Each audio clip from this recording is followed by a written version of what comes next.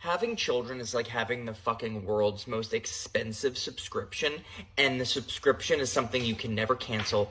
You can never downgrade. There's no customer service to complain to. And there's fucking no benefits, alright? Oh, you get the fucking hugs and the Get the fuck out of my face, Linda! Get the fuck out of my face! My daughter, every 2 weeks, she's going to a mouth doctor appointment. $80 every 2 weeks. My son's got retainers. $150 every single month, okay? And just when you think you got this shit in lock, it's like, all right, at least I know where my expenses are. You have what happens tonight. My 7-year-old daughter decides to start spinning the cat around in circles. Takes a tumble, splits her fucking head open in the back. Go to the urgent care, $130 just to be there. Then my daughter's laying on the table, all right, numbing cream applied to the back of the head. Nurse walks in. Hey, was running the numbers. All right. Looks like Staples is gonna run you about $185. Is that okay? Is that fucking okay? What are my options, bitch? Yes, that's okay, or no, and I'll carry my open wounded daughter out of this building, bitch? Fucking run the car, bitch. Run the fucking car. I know she was just being a sweet lady, giving me a heads up, but it's like, God, does this subscription ever fucking end, bro? 7 Staples. She's okay. I'll bill it to her when she turns 18. Good morning, good evening, good afternoon. Welcome back to another episode of A Safe Space for Men. I'm your host as usual. That was a video I wanted to play last week. I think anybody that's even a parent, it ain't even just about dads. Like, you felt everything he was saying, but I thought it was funny as hell. Run the car, bitch. Run the fucking car. Like, that was my favorite part of the video. Before we get started, please remember to rate, review, like, and subscribe to the podcast. I appreciate it. Before we get started, I'm gonna give you a little update on me. My birthday was 3 days ago, Monday, whatever today is. So it was 2 days ago. I turned 38. So happy birthday to me. I went to work. I'm one of those people that go to work when it's their birthday. But I was off work all last week, so I was on vacation basically at home. So it wasn't really no reason to take another day off work. I had off 7 days, even though technically I was working on my day off. But yeah, I worked all day. I worked a double. As you get older, it becomes kind of like just another day, even though I know some people probably not going to agree with me, but it was a Monday. It's not really much to do on a Monday. So I'll probably do something later in the week to like commemorate or celebrate or do something. I don't know. But yeah, it was dope. And my mom's birthday is actually tomorrow. We're 4 days apart. She's turning 69. So we still got her with us live and kicking and breathing and, you know, being a grandma and all that. So I'm happy to still have her. So I'll go see her. I'll probably send her some flowers because I actually got to work tomorrow. But I'm pretty sure we'll talk. Congratulations to my friend Los. He's actually off parole today, 5 years. Super proud of him. He, you know, went to jail. He paid whatever he had to pay back to the whatever they call it. Like, he did his time and everything, and he got out and he got his life together. He's a family now. He's actually about to have his second child. The baby shower was actually in 2 weeks. So yeah, congratulations to him. He learned his lesson, came home. He did hard time. He did about 17 years from when we like literally, I think 12th grade. So like 2004, he got out 5 years ago, something like that.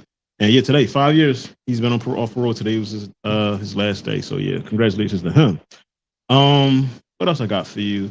I did change my therapist. So I kind of like, again, anything you paying for, you kind of want to make sure like, you know, everything is right. And it wasn't that the therapist I had was bad. I just felt like the things I was asking for, he wasn't able to deliver. I was asking for like worksheets and stuff, and he just wasn't doing it. So like, I'm paying out of pocket, and I have the option to change my therapist whenever. So I have a new therapist. We've done 3 sessions so far. They've been pretty good. Again, just making progress and just addressing some of the stuff that's going on, and really, I don't know. It actually, it's really just provides balance. And at first, I thought like with therapy, so it's I expected going to therapy, so like someone tell me that I'm doing all these things wrong, and both of them have just been telling me like I'm managing everything accordingly, like kids and life and work and doing all these things that I got to do. Like I'm balancing everything the best way I can. Because right now we're trying to figure out how, like, for me to free up some time for myself. But like when they're telling me like I'm doing everything right now, it's like reinforced. At least I know I'm doing everything right. So we're like working on some other things, some other like stuff in the past. But yeah, I'm now, I guess, an advocate for therapy. Black men go get therapy. Black women, anyone of any colors, go get a therapist. I think I think for me, again, it's been great for me. Been great for me. So without further ado, my first guest I have tonight. Oh yeah, let me have him up because last week was a big deal. So you may have seen this brother on Safe Space with Men about 3 or 4 episodes. He's also the host of the Antmoney Experience, another podcast here on the Big Exclusive Network. Please bring in Anthony Rockemore. Call me Anthony Rockemore in the net again, and we fight. Coming in with violence. What's up, good brother? What's happening, player? How you feeling tonight? I'm blessed. Just came in for my 7-mile walk. 7-mile walk? Yes, sir. Oh, okay. Every Monday and Wednesday. Yeah? Yep. Jesus. I mean, more power to you. Well, you in the neighborhood where you can walk. If I walk 7 miles, I'm here. Might get a little hectic. You might have had to run a show for me tonight. We could bring in my second guest, Nikki, owner of Worthy Loves, which is like an inspirational. She could better explain it, but it's like she sends out inspirational quotes and things like that. She also has apparel affiliated with that. So welcome, Nikki. Yes, thank you for having me. So Worthy Loves is a self-love company that's rooted in reminding you daily that you are worth everything healthy that you want and need in life.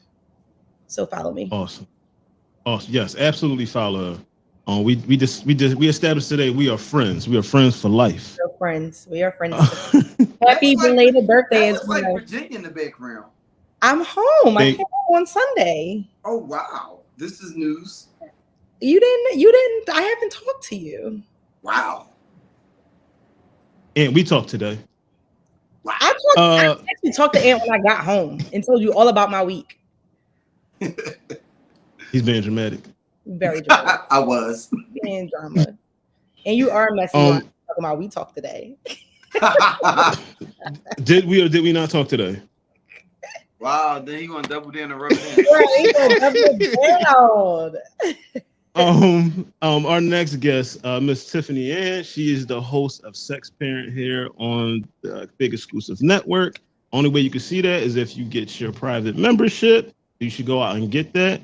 So you can bring her in now as well. That's the only way y'all gonna be able to check out my exclusive sex tape. Oh Jesus. Good evening, everybody. People are canceling their memberships as we speak. Is I wasn't sure. Is Tevin on yet? I don't know. I didn't see him log in when I was on. You may have seen Tevin on Ant's podcast. He was on my podcast last week. He likes to be called Podcast T. Can we bring in Podcast T, please? Hey, what's going on, family? Happy belated birthday, brother. Thank you, sir. Feels good to be 21 again. 21 17 times is crazy. Damn. I know I got somebody told me the other day I got why you gotta sit here and out this man? The other day I went to go renew my badge for work, and it was a little depressing because I've only been there 2 years. And when I took the picture 2 years ago, I had all black beard, black everything, and now gray. So I made him keep the old picture on there.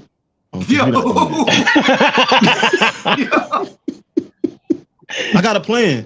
So my plan is like when I buy a house like in another state, I'm gonna dye my beard, I'm gonna dye everything, and I'm just become a whole new person.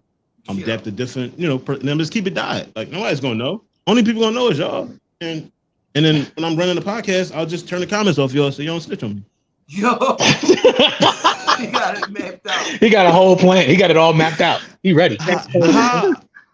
How is everybody doing? How is y'all week been? What's going on?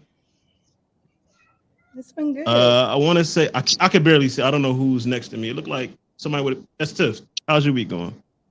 My week is pretty good. I can't complain. I like the fact that it's a little cooler because it was hot as hell last week.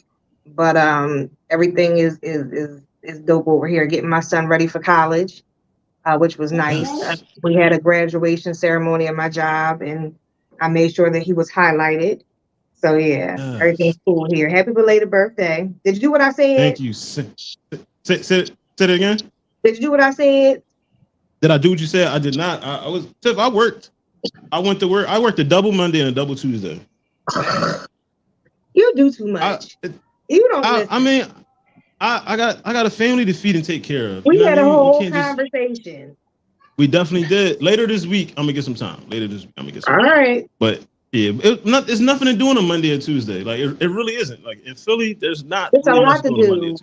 You just don't know where to go. It's a lot to do. Well, all right. So there's not a lot to do with people. Like most people that's my age. You know, they're like, oh, I got to get up for work at 7 a.m. And you with the wrong people. If you're going out with me for my, if you're going out for me, I'll let you know that if you're going out with me on my birthday, there is no going to work the next morning. That's you have to understand that. Sound like my kind of brother. Yeah. On Aunt birthday, I called out the next day. I knew what it was. I won't be there. I walked in the party and I texted him. I said, "What do you want to drink?" He texted me back tequila and bowl. I walked in the party. It was 7 bottles of tequila. I immediately got on my app and I removed myself from the schedule next day. He already knew it was going down. Be dangerous. I work around planes. Like, do you really want me there? No.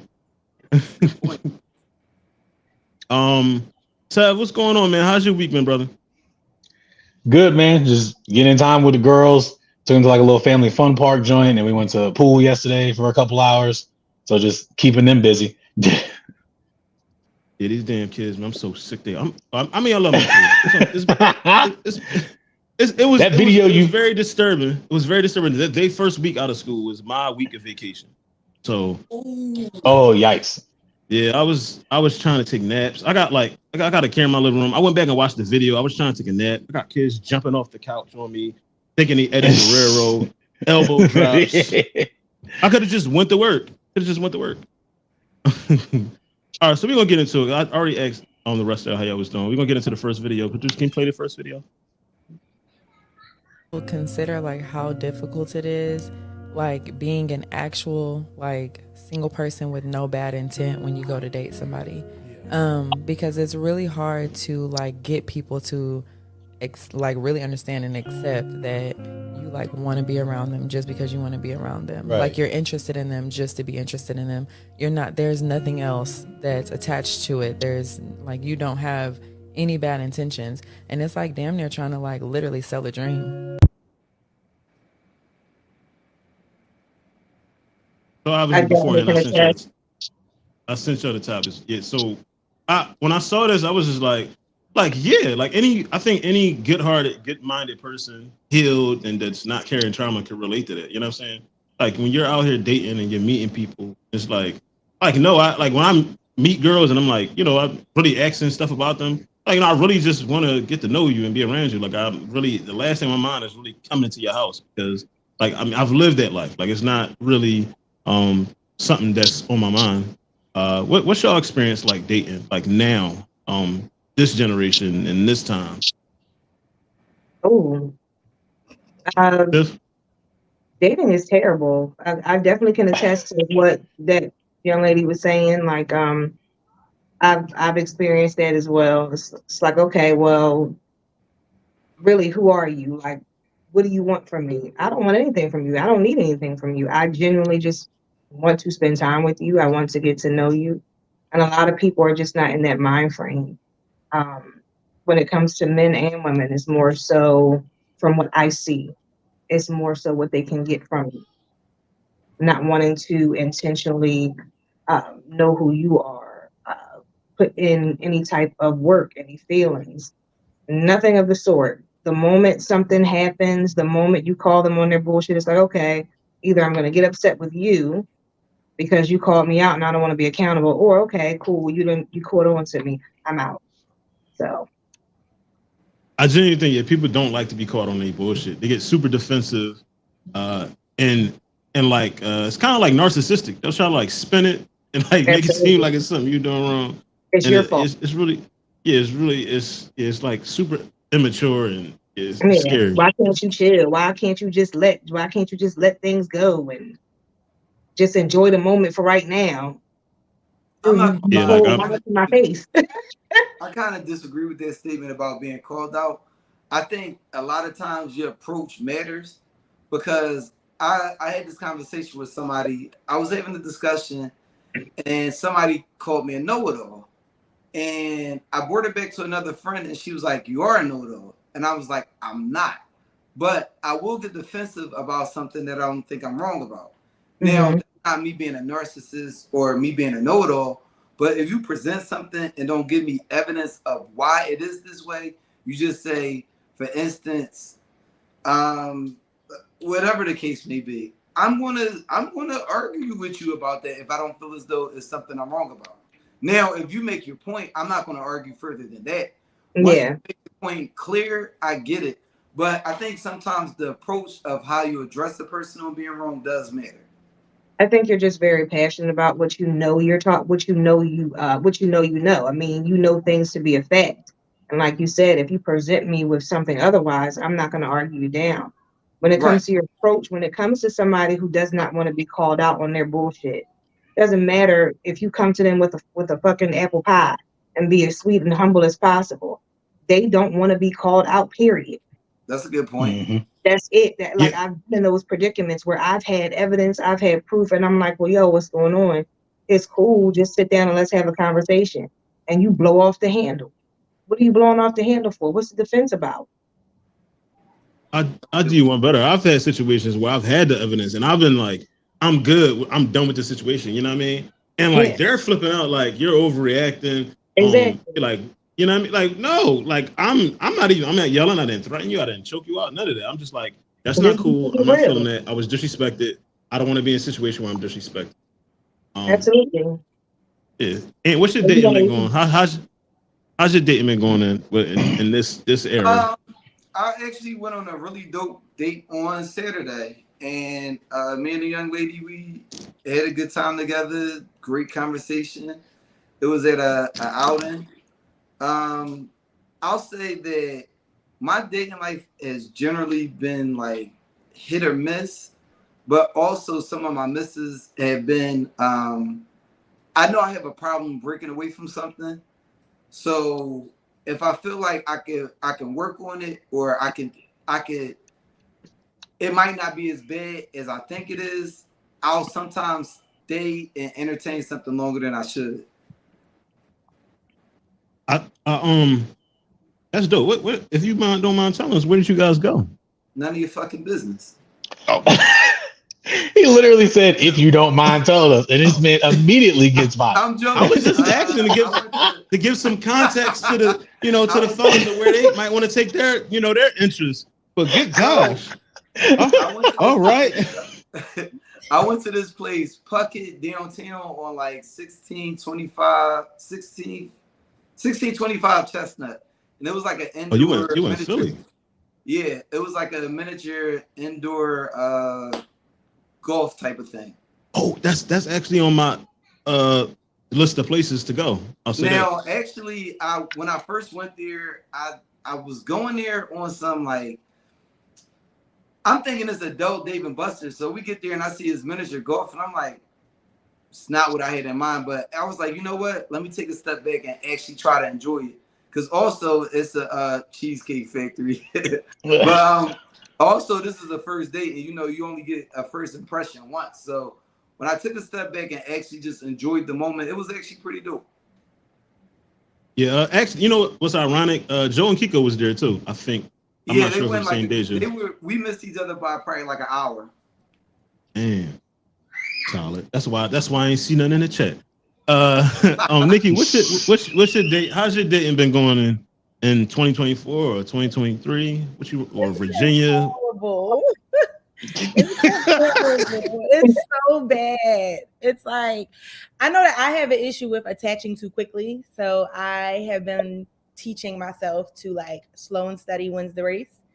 So my last situation, I did slow and steady and then it didn't work out. And I think what I find is that I get friend zoned a lot because I am like a safe space and like I can be like cool like your friends and still you have the benefits of like a person. And then it just doesn't work out. And then they always come back oh, you're such a wonderful person. I messed up. Can I get another chance? And then I'm like, no, because you hurt my feelings. And I'm like, you really hurt my feelings. And I think that my issue is that I am finding that a lot of people start to understand how great I am after they've already had the interaction with me and it went south. Trying to spin the block. So it's very frustrating. But you know, what's for me will not miss me. Although I have given up on dating. I'm over it. So I can definitely like identify, like relate to like kind of like I guess like getting attached too fast or whatever. But I mean, in my opinion, it's like obviously you should take your time. But like I'm 38. Like what color drapes do you people like? Know within 4 to 6 months. Like people know if you can see something, maybe not like your whole. I mean, I see my whole life with every person I date. I'll be like, oh my God, this is so amazing. And then it'd be trash. But in like 4 to 6 months, you know if this is something that you want to pursue. And you start to see the signs early on, like, this may not really be for me. Mm-hmm. Try to be like, you know, what's going on? You try to be open. And then it just doesn't really work out. Like I've just been let down quite a few times, and it's very disheartening and very frustrating. I think so. Is that like Virginia men or is that Philly men? Or is that a combination of both? If you don't mind me asking. I actually don't date in Virginia. I only date in Philadelphia. I only date in Philadelphia. So both of y'all taking that drive, okay? So because I get attached too quickly, so I've learned that I do distance. It's not super long distance, but I do that for a reason. But the men down here are just as stupid. Really? They are. They everybody wants to be a pen pal. And I don't really on the phone. That texting, like I don't mind texting, but I'm more of a like on the phone or like we could FaceTime and stuff like that. Cause I feel like we at the age like when you texting, you kind of don't like someone can say, I need to see your reaction to whatever we're talking about. And I don't got time for what you doing you know what I'm saying? Like I want to do stuff. Like you want to go somewhere. I want to do stuff. So yeah, I definitely totally understand what you doing that. really aggravate me. I really like how's your day going or how was work, something like that. But what you doing, just the acronym itself, that drives me crazy. Because it's so lazy and thoughtless. I can say that I've actually never sent a what you doing. Like, I mean, at the most, if I'm like checking in with somebody or had plans to meet up, yo, what you up to right now? But what you doing, I don't know. It's something about it that just aggravates me. How was your day? Is good. I'm real good. I'm big. Did you eat today? You know, like different like things that. But what you doing is definitely kind of like. But like, I feel like it wasn't no thought put in. All of it is annoying, honestly. If it doesn't follow up with plans, it's all annoying. Like, I don't want to text you all day. I don't want to do that. Like, it's just stupid. It's so I know you can see the frustration in my face. It's just so horrible. It's just so trash. I'm seeing it right now. Like it's so horrible. So. Oh my God! Fly me out and tear me up all weekend. Big whoa, Jesus Christ! He tripping. My God. My man said I'm trying to get flued out. I mean, Tev, how's everything going on your end? Nah, I definitely can relate to basically what everybody was saying. Like just like in the video, like everybody's going into relationships now because I feel like, I mean, all of us are older. Like all of us are over 30, so we didn't already been through shit. So 21. We didn't like because we've been through shit. People our age have been through stuff too, and now it's like, should I trust this person? How many walls do I have up? How long does it take to get past these walls? Do I want to put up with trying to get past these walls? Okay, and then like Ron was talking about therapy earlier, and he's advising everybody to go to therapy and stuff like that. I've been to therapy before. So like for me, I'm like, all right, I'm doing the healing and all this stuff. And I understand some of the triggers and all that. So I'm 33. If I'm dating somebody else's 30, like basically almost everybody I've ever dated is older than me. So it's like, cool. Y'all ain't do none of the work that I started doing at 28. And if I'm trying to help you through that and you're reluctant to it, and I'm like, hey, maybe you should think about where the stuff comes from. And no, this is just who I am. This is how I am. It's like, I don't really want to put up with that, right? And that's but you have but you have that with a lot of people where some people are, exactly. Some people are just like, nope, I'm set in my ways. This is who I am. I don't care. And it's like, okay, but like everybody's going in with their own boundary issues and trauma issues and all this other stuff from their childhood. Some people are doing the work and are trying to actively get better. Some aren't. So that's a part of what makes the dating life or the dating scene terrible for most people is you don't really know what you're up against. And you try to have those conversations, you try to get deeper, and they don't want to go there. So now you look like a crazy person. Like with the first episode I was on with Andy, me and Tiff were talking about it, and she was talking about her first date questions and stuff like that. And some of us were like, that's a little bit much for a first date. She's like, no, I'm about business. Like, I'm not asking you if you see yourself in a relationship with me. I'm older. I don't want to waste my time. Are you seeing yourself in a relationship at all? Or are you just looking for a hookup or what kind of thing? So it's all about intentions, and it's good to know the intentions up front. Exactly. Right. So I will say, like, I've had the ups and downs just like everybody else has. I'm in a much better situation now, much happier now. That's good. That's awesome. Yeah. Glad to hear so I looked up. So you have a girlfriend, right? You have a girl, right? Yeah. Okay. Yeah. So like, and it was happenstance. Like I was just out hanging out with one of my. I went out to go hang out with one of my homeboys when I was in DC last year for my my master's graduation, and then ran into her there. And then we started like never met her before, nothing like that. We actually were in college together at the same time, just didn't know each other. Okay, that's wild. That's dope. I just tell someone stop dating and just hang. It might work out better. Sometimes I did that before. Yeah, sometimes, but I feel like when you just hang, I think it like you could just hang in your 20s. You know what I mean? But I feel like in this age, like you really gotta. Like, we're not in a position where shit cannot be working out. You know what I mean? Like, we can just be wasting time. I'm not trying to be 50 and, like, my kids are leaving soon. You know what I'm saying? Like, you're looking for somebody to do life with. As in, like, hang out? I'm not 12. I don't want to hang out. Yeah, like, yeah. Hang out. But then that goes back to what I was just saying about the intentions, right? Like, okay, we can just kick it and get to, like, we can just kick it and hang out while we're getting to know each other. But I need to, like, I should know up front, or I know what my decisions are, what I want up front. You know what you want. We should probably have a conversation early on about where we want to go with this. If it's just going to be, we just kicking it and it can be a hookup thing or whatever, cool. But that means that my options are on the table and there's different conversations that we don't get to have. You don't get to ask me about what I'm doing when I'm not, if I tell you I can't hang out on Saturday, you don't get to ask me what else I'm doing. Like, because you're just a hookup. So it is what it is. You're in a box now. Yeah. Hey, Ashley, welcome, Ashley. I just saw that you tapped in. I've had hookups turn into relationships. They do. It does work out that way sometimes. But I'm saying if you go in and both of y'all are like, no, this is just what I want, then until y'all make that move and make that transition, I'm not asking a lot of these questions. Okay, you want to hang out? Are you free on Saturday? Are you free on Sunday? Whatever, right? But it is what it is until somebody wants to make a move.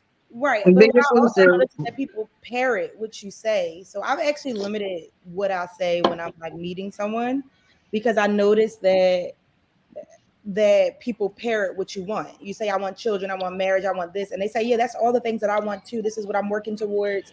And then like, oh, I really don't know if I want kids. Well, why the fuck did you even start talking to me? Because people think that I'm going to sell you a dream. They want to sell you a dream. So they want to tell you. They want to tell you what you want to hear, so that they can reel you in to get what it is they want, because they already know what their intentions are. I was just about to say that. I was just about to say that. I was like, the way that some men are going into it is, I need to sell you this or else I won't get you. Exactly. I need to get what I want out the deal. Big Exclusive, can you put Mike's comment back up? And real fast, let's welcome him, Ashley. What's going on, Ashley? Welcome. Can you hear us? Can she hear us? I see you on the screen. She just froze. I think she froze. Dating today is either sit or get off the pot. It takes too much energy to entertain someone's representation. I'm too old to tap dance. Absolutely on point, Mike. That's something else too. With Michael in that comment. What'd you say? You would. Violence. Don't go there. I say this. I'm pretty good. Yeah, I'm pretty good about when I meet somebody. Like, I'm very like, I tell them exactly. Like, hey, I got 5 kids, 3 different moms. I don't want any more fucking kids. I'm very.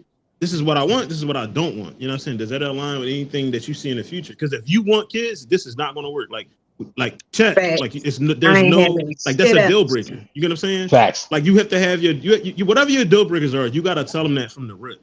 You know what I'm saying? Like that's just what it is. If I don't want to deal with baby dad trauma. That's a deal breaker. I don't have time to every time I'm coming to see or you gotta hide me when he coming to pick his kid up because you worry about he gonna start treating you weird. No, I don't have time for that. I mean, that means he's not mature, and that also means that you're not mature. You're not in a mature parenting situation, so I don't want to be a part of that. Yo, I had some chick want to fight me.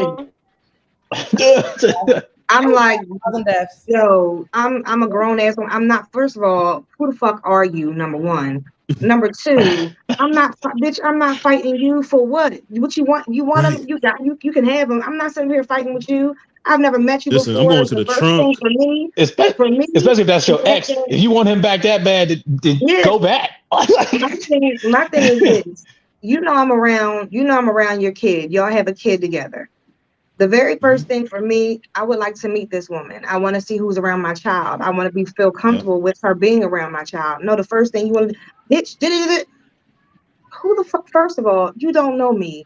I will take these fucking glasses off. I will pound. Look, don't let the demeanor fool you. Don't let the corporate fool you. I will fuck you all the way up. For real. I am not fighting nobody. I'll make it very clear. I'm going and yes, Mike, it's not because of you. None of this is because of me. He had to put the disclaimer out. That's because none of Can y'all hear me Mike now? is wild. Yeah, we can hear you. What's going on, Ashley? How are you? Me now, or I'm so frozen. Okay. You keep going in and out. I was listening to y'all. I'm going out now. Oh my gosh. What about now? You're going in and out again. Yeah, you going in and out. Log out and log back in. You going in and out. Yeah, come out and then come back in. Whoa. But yeah, no, back to what Tiff was saying, that's a huge thing, right? Because I mean, like me and my ex-wife are no longer together, right? So we got 2 kids. So when we decided to get the divorce, we had a conversation of like, all right, whoever comes next, but when it becomes serious enough where you want them to meet the kids or I want them to meet the kids, we need to have a conversation. Yeah. So I need to either I need to meet this dude or we at a minimum we got to talk on the phone because at the time I was overseas. So it's like I know I can't be there all the time. I can't fly back to the States just to meet this motherfucker. I don't care that much. So we at least got to FaceTime or something, and I got to talk to him beforehand because I got rules, right? The same way she got rules. So before anything got serious, before she had me, you need to go and meet whoever I'm with when it's serious enough to bring them around the kids. And we made that rule and that we stuck to it. Absolutely. And I think that should be a boundary right there. That should be that should be locked in. Like you not gonna I've had somebody say, oh, what I'm gonna meet your kids. You're not. First of all, why are you so overzealous about meeting my kids? They not yours. Yeah. Don't be jumping the guns and I want to meet your kids so bad. I want to meet your kids so bad. No. They mine. I'll determine that. Yeah, but before you even meet my kids, I have to make sure that I feel comfortable with you meeting my kids. And secondly, I'm going to make sure my ex-husband meets you, so y'all can get a rapport, so that he can be comfortable being around his kids. And introducing kids, that's like probably the step right before marriage, honestly. Like, because that means you're gonna be around. That means you ain't going nowhere. That means you know what I'm saying. So yeah, like same thing for you to meet my kids. Like that means you ain't going nowhere. Like you know what I'm saying. It's only one way out of this. So I was on a date like a while back. Is it better now? You good, Ash? Yeah, I can hear you really good. I can hear you. Is it better now? Yeah, I can hear you. I don't know about on screen because I got a delay over here. So whose kid is it? Oh, it's my kids running back and forth. Oh, look at him on daddy duty. That's what I'm talking about. That's what I'm talking about. Jordan better not come down here. It can't be late. So what's going on, Ashley? How are you? You go into your story. I'm doing good. I'm doing good. Really good. I hope everybody here is doing well. I've been listening to everything that everybody's been saying while I've been struggling to get in here. I wanted to say this real quick. Being is the It's going in and out again. Hear you? Going in and out. Oh my God. Are you on a cell phone? Yes, I'm on my cell phone. Oh, you got your Wi-Fi on? I'm about to say try Wi-Fi or try Turn connect through a Wi-Fi laptop. off. Try that. Try turning Yeah, Wi-Fi off. turn That Wi-Fi might be off, interfering. Because you look a lot better now. Try to. Yeah. Oh no, she's frozen. I got a delay on my screen. Oh yeah, she's frozen now. There she go. There she go. All right. So I'm gonna get into my story real fast. Yes. Oh, there you go. There we go. Yeah. There you go. My bedroom sucks. My signal sucks in my bedroom, and that's my comfy place. Oh.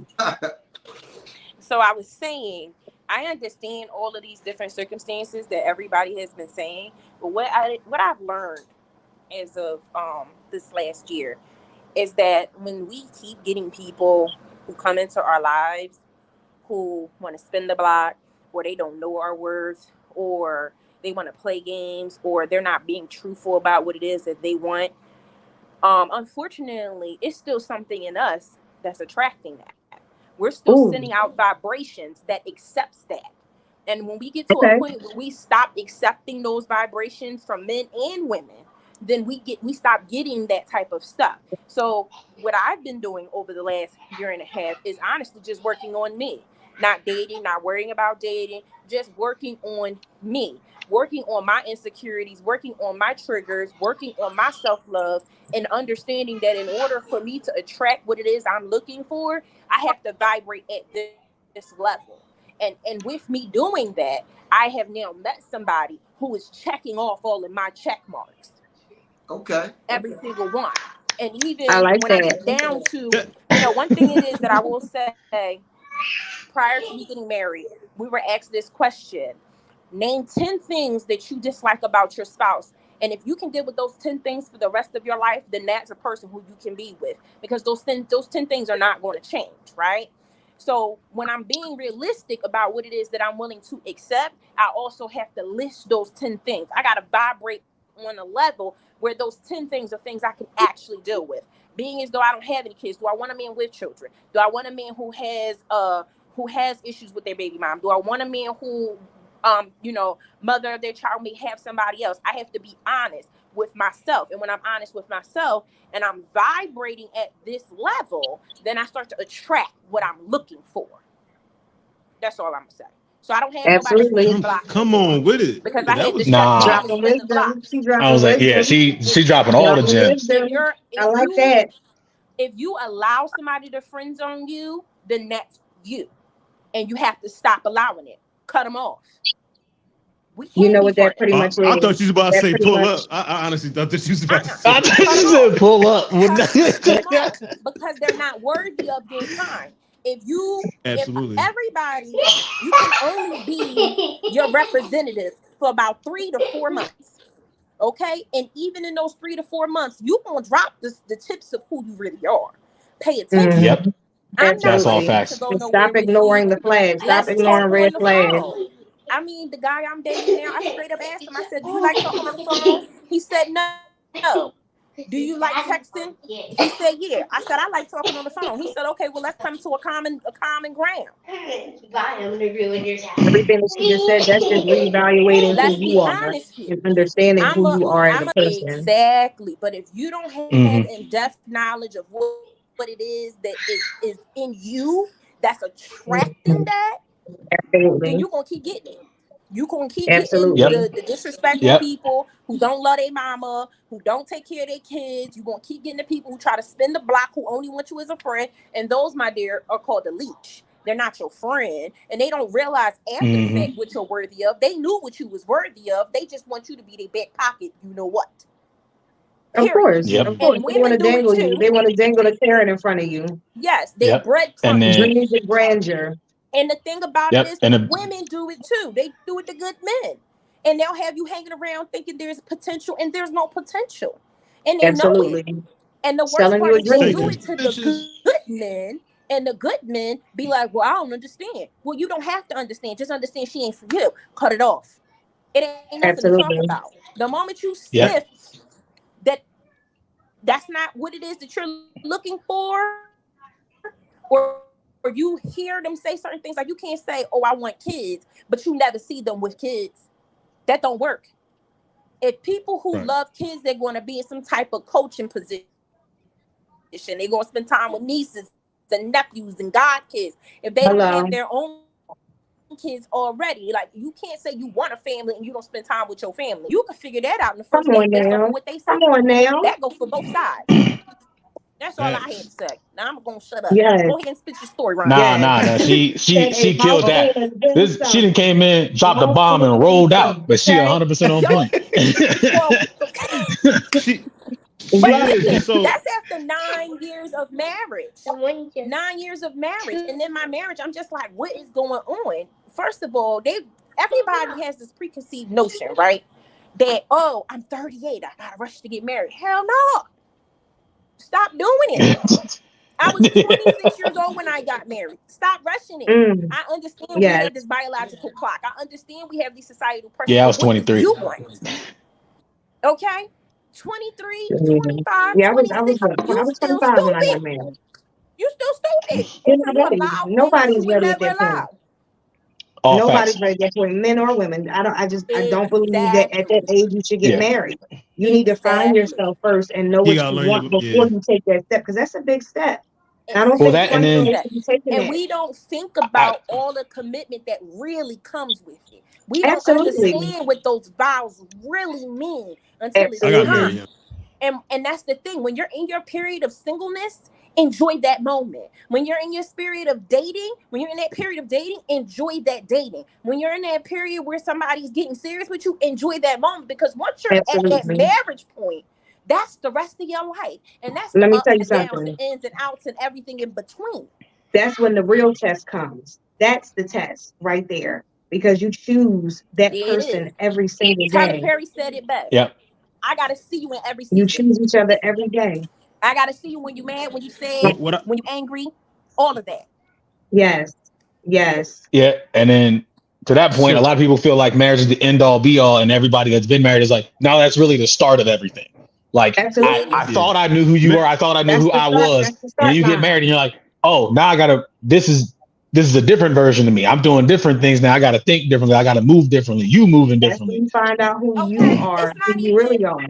Exactly. When you first get married, everybody thinks, oh, this is the end. No, the marriage point is the point of you getting to know who you are, because your spouse is going to point that thing out. That's your mirror. And if you can't tolerate what you see in your spouse that belongs to you, you shouldn't have been married. I'll tell you this also. I think one thing about marriage that people get messed up though is marriage, much like a relationship, is only going to work as much as you put the effort in. Because I had to have a conversation with my mom one time because there was a friction point between her and my dad, and they got married young. I think they were like, I want to say 24 and 25, but I was seeing that it was something that was a friction point between them. And I was like, Mom, why am I able to pick this up and you not? But I'm like, I mean, even though y'all been married for all this time, you still need to work on your relationship. I don't think you should ever be at a point in any relationship where you like it's done. Because, I mean, every relationship is going to require work, and you're also changing as people. So as much as it's up to you to realize where your changes are, it's up to your spouse, whether it be a boyfriend or a husband, to see those changes and to also kind of adjust to those changes as well. Within any relationship, don't ever lose your identity. Once you lose your sense of self and your identity because you're so sucked into this other person, it's done. The relationship. People got so mad at me when I first got married because everybody's like, "You guys are one now," and I was like, "No, the fuck we not." and they were like, and I'm like, I'm still me and she's still her. We are one entity together, but we're two parts of this one entity. She is still all her and I'm still all me. I will say, like, what I learned in marriage with all of my 2 weeks of marriage, what I learned was that when you get married, like, everything does change instantly. Like like seriously. And this is I married somebody I was with for a really long time. So, but even though we were together like 8 or 9 years or whatever, like when we got married, like everything that I thought I liked about her, I immediately realized like if there's 10 things similar with you and 10 things that I thought I loved about her, I discovered there's 10 things that I really can't stand about her. You know what I'm saying? And that was also part of me, like growing up. I was young. I was like 24 or 25 when I got married. So from an age standpoint, I wasn't ready. I wasn't ready to be a husband. I wasn't ready to lead. You know what I'm saying? She wasn't ready to be a wife. She wasn't ready to be a word obedient. You know what I'm saying? Like she wasn't. But it was okay for us to be boyfriend and girlfriend. But marriage is a totally different like commitment. Like I can't go to I remember like my grandma would tell me like there were certain things I can't go to my parents for. Like, no, it's y'all now. Y'all got to figure it out. You know what I'm saying? It's y'all. There is no more you get in an argument and you go to your parents' house. Like, no, you got to stay there and figure that shit the fuck out. So your marriage, I would say marriage definitely is like it's serious business. I don't want to stay in this too long. I want to get on to the next subject. Anybody got anything else they want to say about it before we move on? My 3 little things real quick. 3 statements I always tell anybody I know who's married. A, marriage is nothing but 2 friends getting married and spending the rest of their lives together. B, marriage is not only what you put into it, because everything comes to an end. Who you used to be comes to an end. Who you're going to be comes to an end. Who they used to be comes to an end. The relationship you had comes to an end. And each time it changes into something else. And you have to be patient and give yourself grace, which is my 3rd point, with all of that in every season. Because you don't even know who you are in that season. So you can't be mad at them. They don't know who you are either. One last point I got about dating that I say that's also like it's really important because it was because actually a girl actually said it to me when we was on a date, and then like I saw something else online that was similar to that. So like as men, we're going on all these dates and stuff, right? Like we're paying for all these dates. So say you dating somebody for 6 months, a year, like we're doing all this. At some point throughout that dating process, she should be reciprocating. You know what I'm saying? In some way, shape, or form. If a girl does not want to treat you or date you, you gotta, as men, we gotta notice that. Like, wait a minute, you know what I'm saying? Like we at Applebee's, you ain't gonna pay the 2 for $25. Like, what? It's a red flag. It's like, what's going on? So I think again, like as I've gotten older, I got better at noticing that stuff. But you really gotta pay attention to that kind of stuff because some people are really just one thing I've heard it. Takers always recognize givers. So you gotta stay away from that shit. They dusty and leave them alone. If a person does not want to practice or have positive communication, and if a person is always being defensive whenever you bring something up, or if you want to have a conversation about something, or just want to get information about things that you may notice about them, it could be a change in their behavior. It could be anything small. The moment they get defensive about that, it's time to walk away. Yes, because they're lacking emotional maturity. Exactly.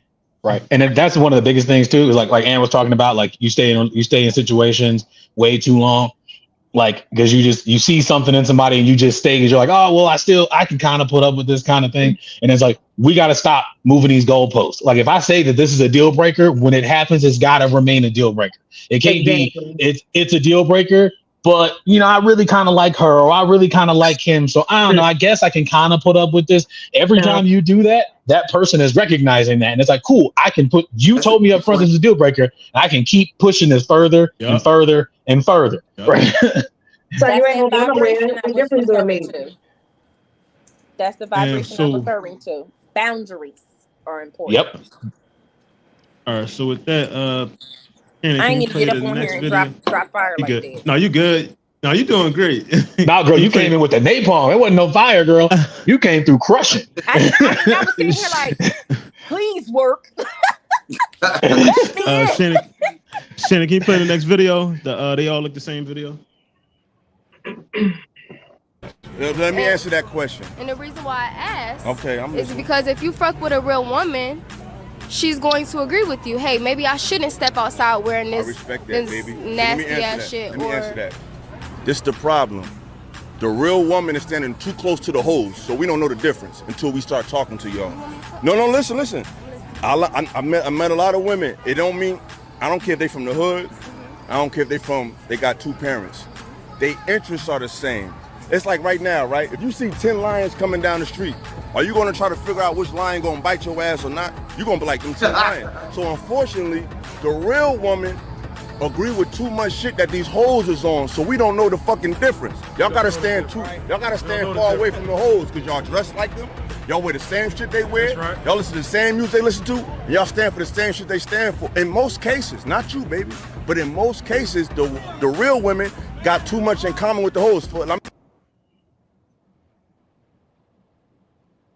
So I saw this and I was like, I could really like understand it. I was gonna ask y'all, do you have y'all ever like the crowd a person hangs around turn somebody down simply because of who their friends is? Like absolutely. You see who they are, like you meet a person and then you see who they are online and you see who they are. And then like I kind of feel like if you've been through that, because I mean we probably been around. I think everybody here has dated somebody. Even maybe when you was younger, that they had some like raggedy ass friends, and then like as an adult, like as a full adult, you're like, I'm not doing that. But like, so I start with Nikki. Does a person's crowd that they hang around, does it really like influence your interests? No. No. Because I hang around some real ratchet people that do ratchet things, but I'm not ratchet. So I have different friend groups for different things. Like I have a friend group that is like, it's like, okay, I want to go out and party and turn up. I have that friend group. I have a friend group that does a lot of business oriented things. I have family friend groups or whatever. But birds of a feather flock together is not, in my life, is not something that holds true. So I don't, the only time I will stop dealing with someone because of their friends, if their friends have a really big influence on them, but if they stand as their own person and they just have these friends, then I don't know. So no. Hey, Yina, everybody, this is my sister-in-law. That's my best friend Lewis. That's his wife. Welcome. Hello. Hey, girl. Good evening. So, good evening. Yeah, so in my life, no, that's not like I don't act. All my friends are different, have different personalities. They do life differently, and they don't influence. Like you just have certain friends for certain things. So no, for sure. So I think more what he was hitting at was like all right. So say you meet a girl, but then like all her girlfriends are like thoughts or hoes or whatever, or they're doing drugs, like whatever that is. Like that, because everybody has like ratchet friends. They have business, what I mean? They have different, like you were saying. I think we all have those friends group. But what I'm saying is like, that's like if you meet me and you don't know me from can of paint, but I hang around all these dog ass niggas that's just running around getting you pregnant and not take care of kids. It wouldn't be fair, but you could easily assume like, oh, he's probably just like them because he hangs around. I don't assume. I ask. No? I'm not an assumer. I do not assume. There is no room to live in gray when it comes to my emotions and my feelings. I don't live well in gray, so I'm a very direct person with asking certain things.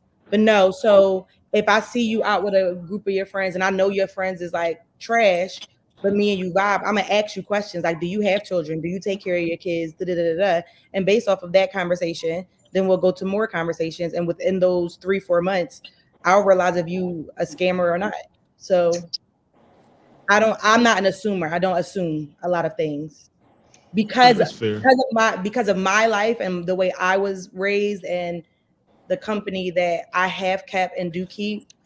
We are all not the same, and it doesn't make me like girl A.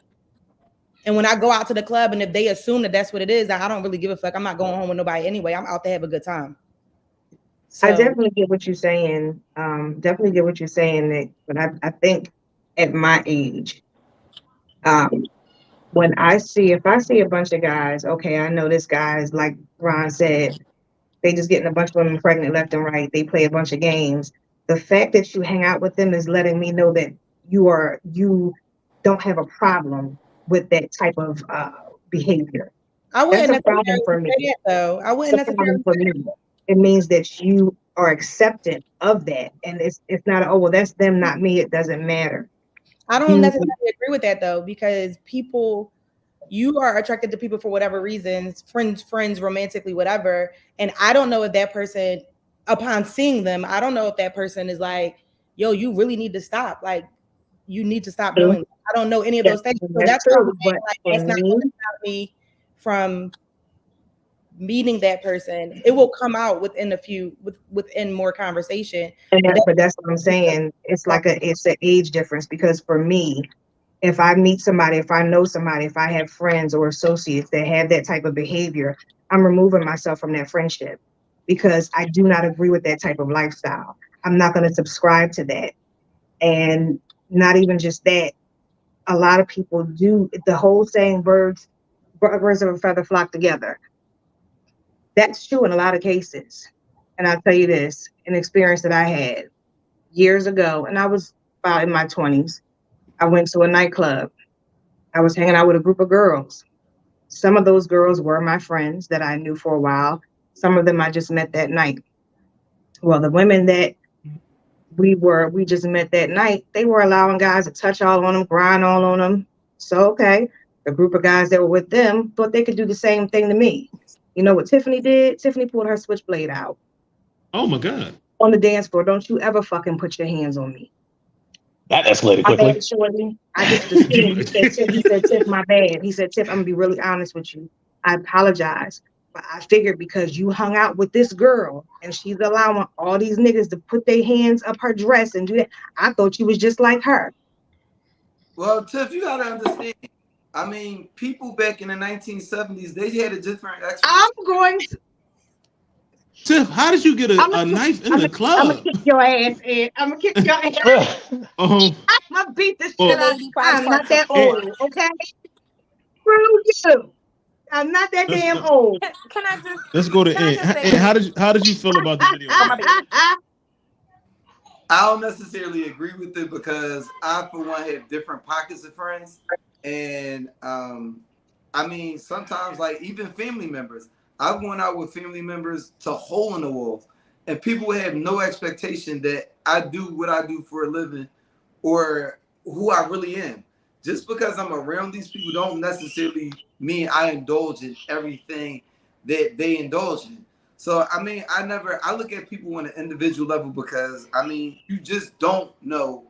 I look at it from my own perspective. You don't know who I am based off of who I hang around. So I treat every person that I come across like that. And I feel like getting to know them, however much time you spend to get to know them, ask the important questions to receive the information that you want to get. Right. Because, I mean, you can have somebody that's a bum around a bunch of dudes that's really, really out here doing productive things in society, in great places as far as career-wise. And just because that person is with those people don't mean they all on the same page. Okay. But that person should be learning from those other people that's not bums. He should be learning how not to be a bum. He should be taking something from that. I mean, I'm just out here to get lit. I don't give a fuck what his life has got going on, to be honest. Yeah. Gina, did you get a chance to see the video? Did you hear when we played the video? No, I'm sorry. I was having trouble logging in, but just to piggyback on what has been said, I feel like everyone's on a journey, right? So just because I'm at the club turned up, like you said, I'm there that night to turn up with a group of friends, right? That does not deter me from waking up the next day and putting on a business suit and rocking a conference room, right?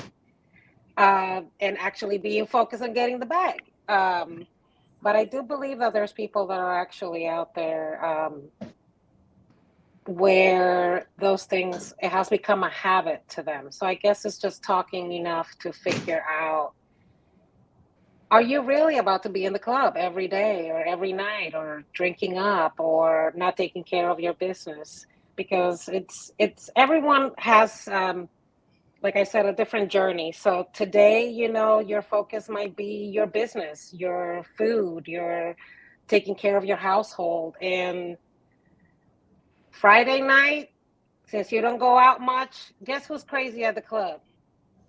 Me. But that doesn't mean I don't take care of business. So it's more of each person and what they're doing. So That's fair. I definitely think like Ant was saying, you kind of gotta evaluate them, ask the right questions and stuff like that.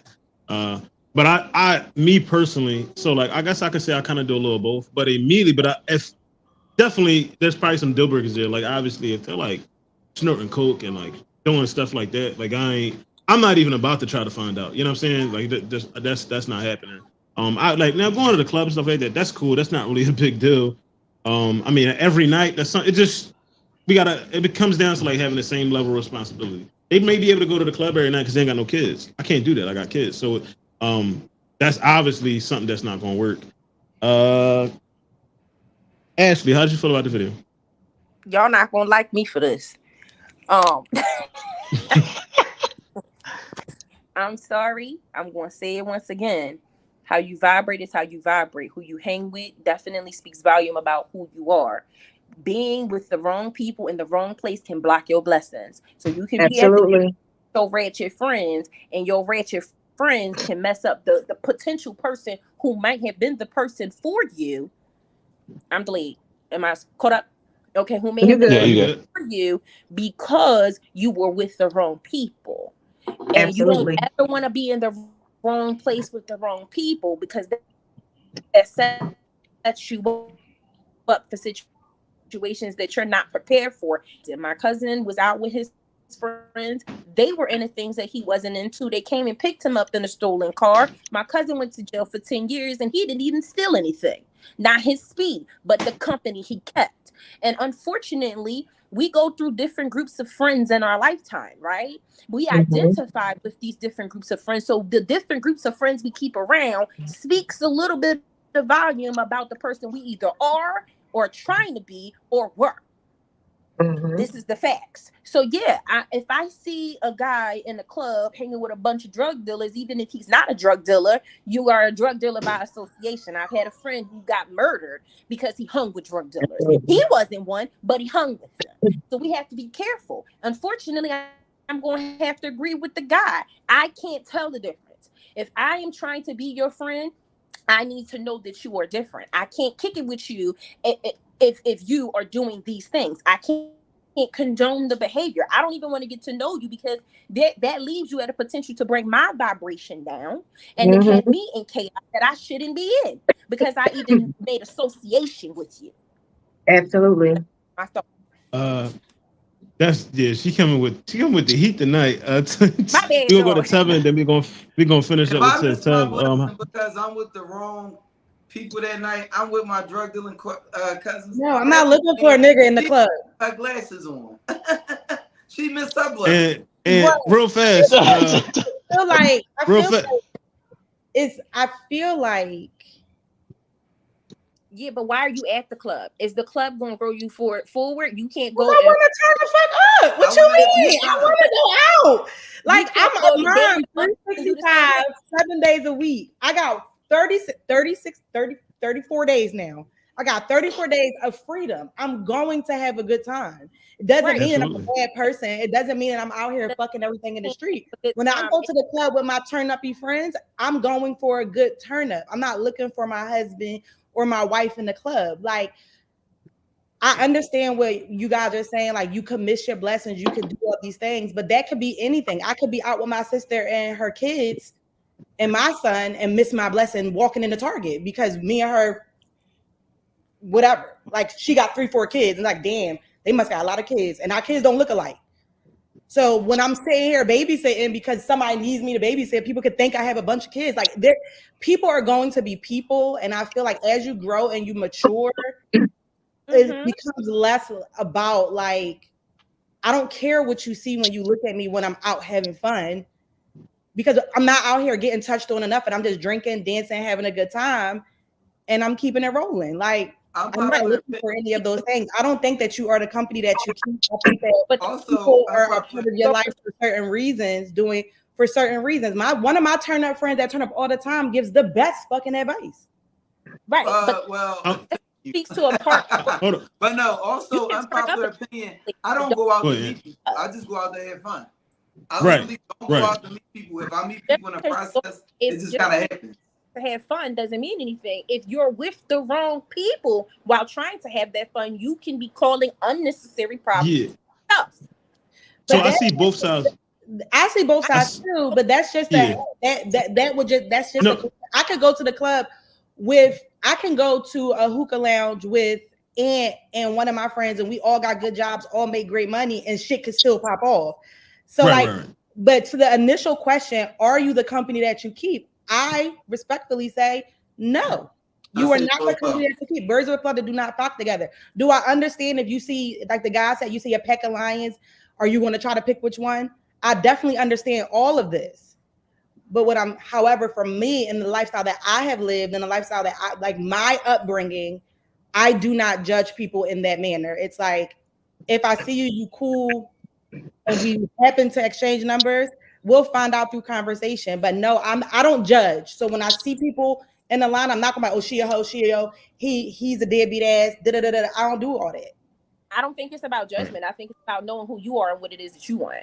If you want to go out and have a good time, you can go out and have a good time. If you go out with your good girlfriends and have a good time, and you guys are all drinking and being respectful of yourselves, then people will see you just that way. If you go out to a hookah lounge with Aunt and Ryan, obviously they're not into all of that stuff, so you're gonna have a chill time.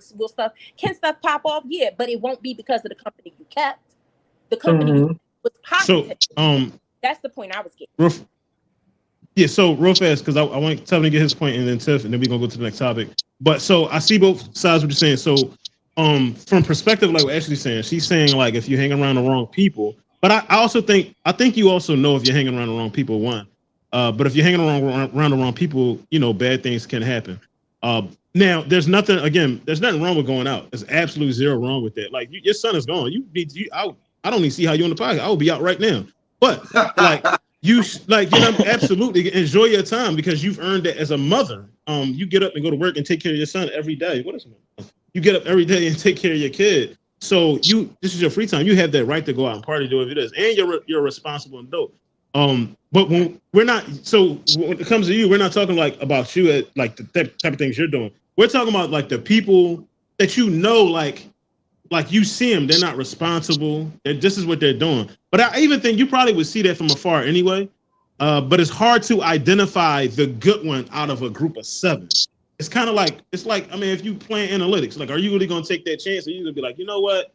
And it's more so us at this age. And I'll speak for myself. At 38, I'm probably not about to waste that time trying to figure out if she's not like these other 7. At 28, maybe, at 23, maybe, but at 38, I'm kind of just like, I'm not even going to risk. I don't have time for that. I don't have time to find it out. And if I miss my blessing or my wife or whatever, and the person for me, then so be it. But I think at this age, I don't think I have that time to be like, let me figure out if she's, nothing like them. And then if she is, like, this is the person I'm supposed to meet with, do I really want them bitches as bridesmaids? Like, what is, I'm really thinking like that. Like, I'm just being honest. Yeah, that's just being honest. That's the thing, because I think that's what is being missed. Yeah. That's the thing, because let's go to Tevin. Being missed. No, let Tiff go real fast. Yeah, let Tiff finish what she's saying. Yeah, I think the point is being missed. It's not about going out to the club and having a good time. No, it's birds of a feather flock together. If I see a group of 7 females, I know that all those 7 females are a stripper. I'm gonna assume you're a stripper too, because I know these chicks are strippers. I know for me, and all my friends, we all do the same thing. We're not into certain things. We are we flock together. We're responsible mothers. We don't do our hangout. We go to a nice little club or vibe out, drink some wine. None of us are strippers. None of us sell drugs. None of us date drug dealers. Nothing of the sort. That's birds of a feather flocking together. You're not going to see me hanging out with somebody that does the opposite of what I do. That's the whole concept of it. So no, people cannot see a whole group they can't see a whole group of males or females and then point out, oh, well, I see that person's a hoe, but you're not. How do I know that? You're hanging out with a bunch of hoes. It's about how do I know that you're not a hoe when you're hanging out with a bunch of hoes?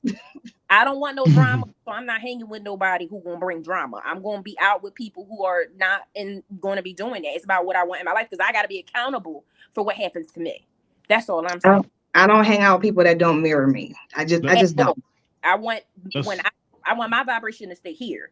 If your vibration's not where my vibration's at, I'm not even coming to where you are. That's all I'm saying. That's fair. Tevin? I think everybody made some good points. And like most of y'all, we grew up with, you go through different phases in your life. So you have people that are in your life from different phases of your life. So that birds of a feather flock together. Sometimes it holds true, sometimes it doesn't. Right. Like, so I agree with what Tiff and Ashley are saying about, like, you don't want to have that energy around you if you're not into that type of stuff, because you're like, look, I'm not even involved in this. Like, but that doesn't mean you forget who these people are. So if you go out and you happen to see them and you go and say, oh yeah, that's one of my boys from way back in the day, you go dap them up, whatever, cool. That don't necessarily mean just because I know this dude or I'm cool with these people. I've known these people since I was 12. That don't mean I got to go out with them all the time though. That don't mean I got to be around them all the time. Because I got just like we said, everybody's got friends I have friends that do some of everything from the illegal to fucking doctors and lawyers. So it's like I could be around anybody. I can call people about anything. But like you said, everybody's got a different place in my life. So while I still know these people, I don't communicate with them in the same way, and I don't hang around with them the same way that I used to, right? Because I'm just not in that space anymore. I don't do that. Right. But that's the exact flock is what I wanted to say. If you don't hang with them the way you used to, you don't flock with them. That's the point. So the birds of a feather flock together actually does apply there, because you now know, hey, I'm here in my life. I can be cool with you, but I can't kick it with you that way because I don't do those things. So you're not flocking with them. Therefore, you get what I'm saying here? Yeah. So you have moved to a whole new flock to flock with different people, even though you still know them, you know they still exist. You've elevated to a different mindset. You know you set yourself apart from those other people. Y'all vibe, but y'all don't vibe like you used to anymore. Right. But it's just like growth. You grew up, you outgrew them, and you know better. So before we for their reason. Man, Ant has heard me say this before. The way my clearance is set up, I can't be doing this shit. Before we get to the next topic, Tevin, I just got one question for you, Tevin. What's up? Tevin, I just got one question for you. How illegal are these friends? All right, quit being messy. We're moving on. So the next time I got for y'all, we're gonna jump to we got marriage and divorce, because that's what Gina and that's what Ashley actually was here for. So we're gonna jump to that. We'll get back to the other stuff later. But and what prompted me to add this in, so I think yesterday, Tiana Taylor and Iman Shepherd, they had like their divorce settlement, and it was triggering for me because, like, personally, I've been married, whatever, but I ain't got no money. We just divorced and that was it. Nobody took nothing, of value. But I hate when people get married and I feel like when you come into a marriage, you should leave whatever you came with. Like, I understand, like, there's kids involved, you got to sort that stuff out. But I feel like, and I don't care who's the breadwinner or not, but I think like the American way of marriage is like, it's such a business now. And I do not think it benefits a man at all. I think when you get divorced, the only one that suffers, well, at least financially, is the man, along with all the other stuff. Like, very seldomly do you see a woman paying alimony. Very seldom do you see a woman on child support. And like, that's the first thing people always say, like, oh, well, they have kids. And I'm like, yeah, they have kids. She doesn't have kids. They have kids. So like, it's a collective effort to take care of these kids. Because before you get married, like, your bills were your bills. Your whatever it is you had was yours. Whatever was mine was mine. And yeah, I get like you become one or whatever. But if you decide, that's kind of like if we get divorced and you're saying, well, I got to give you alimony to maintain your lifestyle. Are you still gonna come over every week and give me sex because you need to maintain my sex life? like what are we talking about? So like that's just my opinion on it. We're gonna go around. I'm gonna start with Gina because Gina is my new sister-in-law. She's happily married to my best friend Lewis. Congratulations, girl. Thank you. I feel like he puts me on the spot every chance he gets. Absolutely, because yes, you see your little friend was just down here. I don't know if you saw her. Yeah, she walked up on me. But yeah, so what's your opinion on marriage? Like, what do you think like the benefits are? What's your opinion? So I'm sure we're not gonna Having been married now twice has taught me a few things. I'm not going to say they're the most correct things in the world, but at least in my experience, I have learned that a marriage is more than a union. So it's more like a team situation. So I've learned that teamwork takes a lot of work. Because you got your shit, I got my shit, and then we have our shit, together. So, and it takes a lot of listening. I noticed that during at least my first marriage, I noticed that I would listen to respond. I was like ready for, what do I need to say? And how do I need to defend myself? I was a little bit more on that defensive side. And I'm noticing more and more that I'm now, okay, let me listen to what he said. Let me try to repeat it back and make sure that that's what he said. That's what I understood he said, because that's where I feel a lot of problems start. Communication, right? Everybody can have sex. Everybody has sexual desires. Let's go do this thing. And everybody got responsibilities. The house stuff got to get done. Kids stuff got to get done. But when it boils down to how do you communicate with each other? And marriage is so many things, finances and so many things blend together. But I think that maintaining that communication where we're trying to actively listen instead of actively responding or preparing a response instead of listening, at least in my experience, has helped a lot, because it also helps you understand your partner. You can't really understand someone after you've been with them for 5, 10, 15 years, even 3 months, and you're dating this person. We were just talking earlier about how we're going to evaluate if this person is the person I want to continue dating. Is this person a person I want to kick it with and actually hang out on the weekends? If you do not build that foundation with communication and listening, it kind of breaks the whole process of building that together. So I'll say that's actually correct. Communication. I think that actually is important. That if I go back and look at mine, I would say communication was like one of the defining factors. So there is 1, 2, 3. There are 4 people. I guess I include myself. No, the only person here that hasn't been married is Aunt and Nikki, right? Am I correct? Yep. I mean, it's so to so to it's been a very long relationship that felt like fucking marriage. Okay. So to my divorcees, my fellow divorcees. You common law, it's fine. As long as you get that life insurance. To my fellow divorcees, how do you feel about when the marriage ends? And I mean, I don't want to get into too deep into your business, your finances, or whatever, but how do y'all feel about a person, no matter if it's man or woman, like leaving with something that doesn't belong to them? Like if it's not something that you guys jointly like purchased. Like if I came into the marriage with a record label and you came into the marriage with I don't know, a string of laundromats, which still generates a lot of money. Like there's no reason I should leave with any of your laundromats. There's no reason you should leave with any part of my record label. So how do y'all feel about that? We'll start with Tiff. I think it's absolutely ridiculous. When I got divorced, the only concern I had was how are we going to handle the situation with the children, because they are the ones that are going to be suffering. And we have to make sure we protect their emotions. We have to make sure that they understand that this separation was not their fault. I wasn't looking for anything financially. He wasn't looking for anything financially. And to be quite honest, we still helped each other out financially.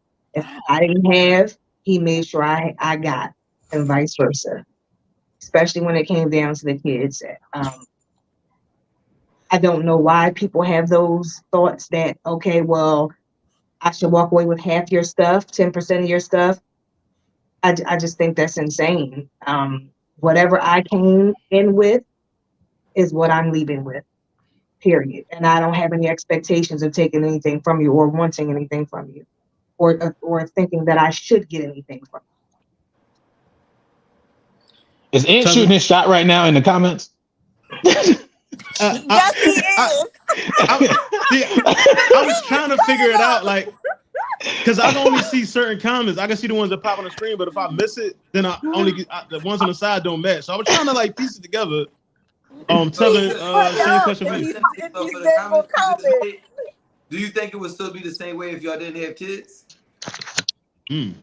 As far as our camaraderie, yeah, yes, because we were friends first. Okay. As far as the financial aspect, probably not, no. But definitely our camaraderie, because we have a respect for one another. Okay. So, Tev, how do you feel about leaving, divorcing, losing half your shit? I'm with Tiff. Like, I don't understand that. I don't understand. No. I'm saying I don't understand the thought process of I came into this with making $50,000 a year. You make $5 million a year. I got used to the lifestyle. I'll never understand that because you didn't have for longer than you had.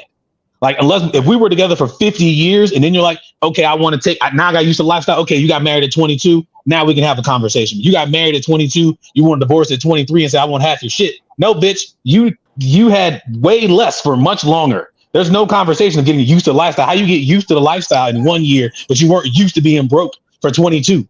Right. Tell him.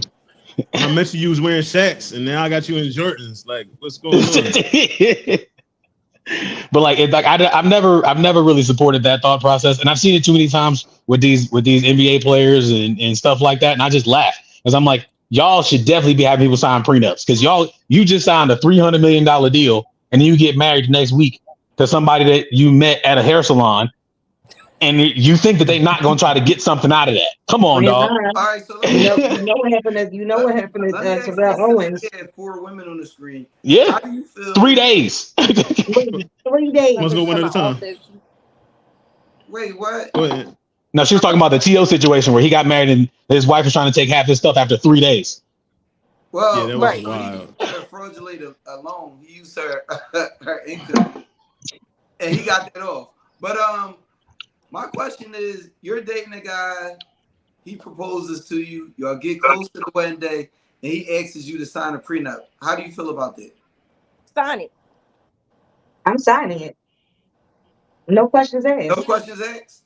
No question. Of course, I'm going to read it over because there might be some freaky shit in it. I can still get something. What type of men are you marrying? The question itself isn't offensive to you? No, it's not. No. I don't see why it should be offensive. I honestly think that conversation happened before you get to that point. Like if we're talking about marriage and I know I got money, if I'm thinking about marrying you, we need to have this conversation early on because it shouldn't be after I propose or when I'm ready to propose it. Okay, I want you to sign this prenup and now it's a shock and it's going to be a thing. We need to have this conversation. Look, you walked in making $70K a year. All right. Now, because of me, you making 110 because of connections that I got or whatever. That's your money. My athlete money is my athlete money. My lawyer money is my lawyer money. Right. I also, so there was I think it was Steven Jackson that he was about to get married, and then his fiance, all the way up until the day they got married, she would not sign a prenup. He canceled the wedding the day of the wedding. Like he was like, "You're not signing a prenup. We're not getting married." And I had no problem with that because the fact that I feel like the fact that she was so adamant, like I'm not going to sign it, like that. I think that lets you, like, that's a sign. As an athlete, yeah, it's a sign.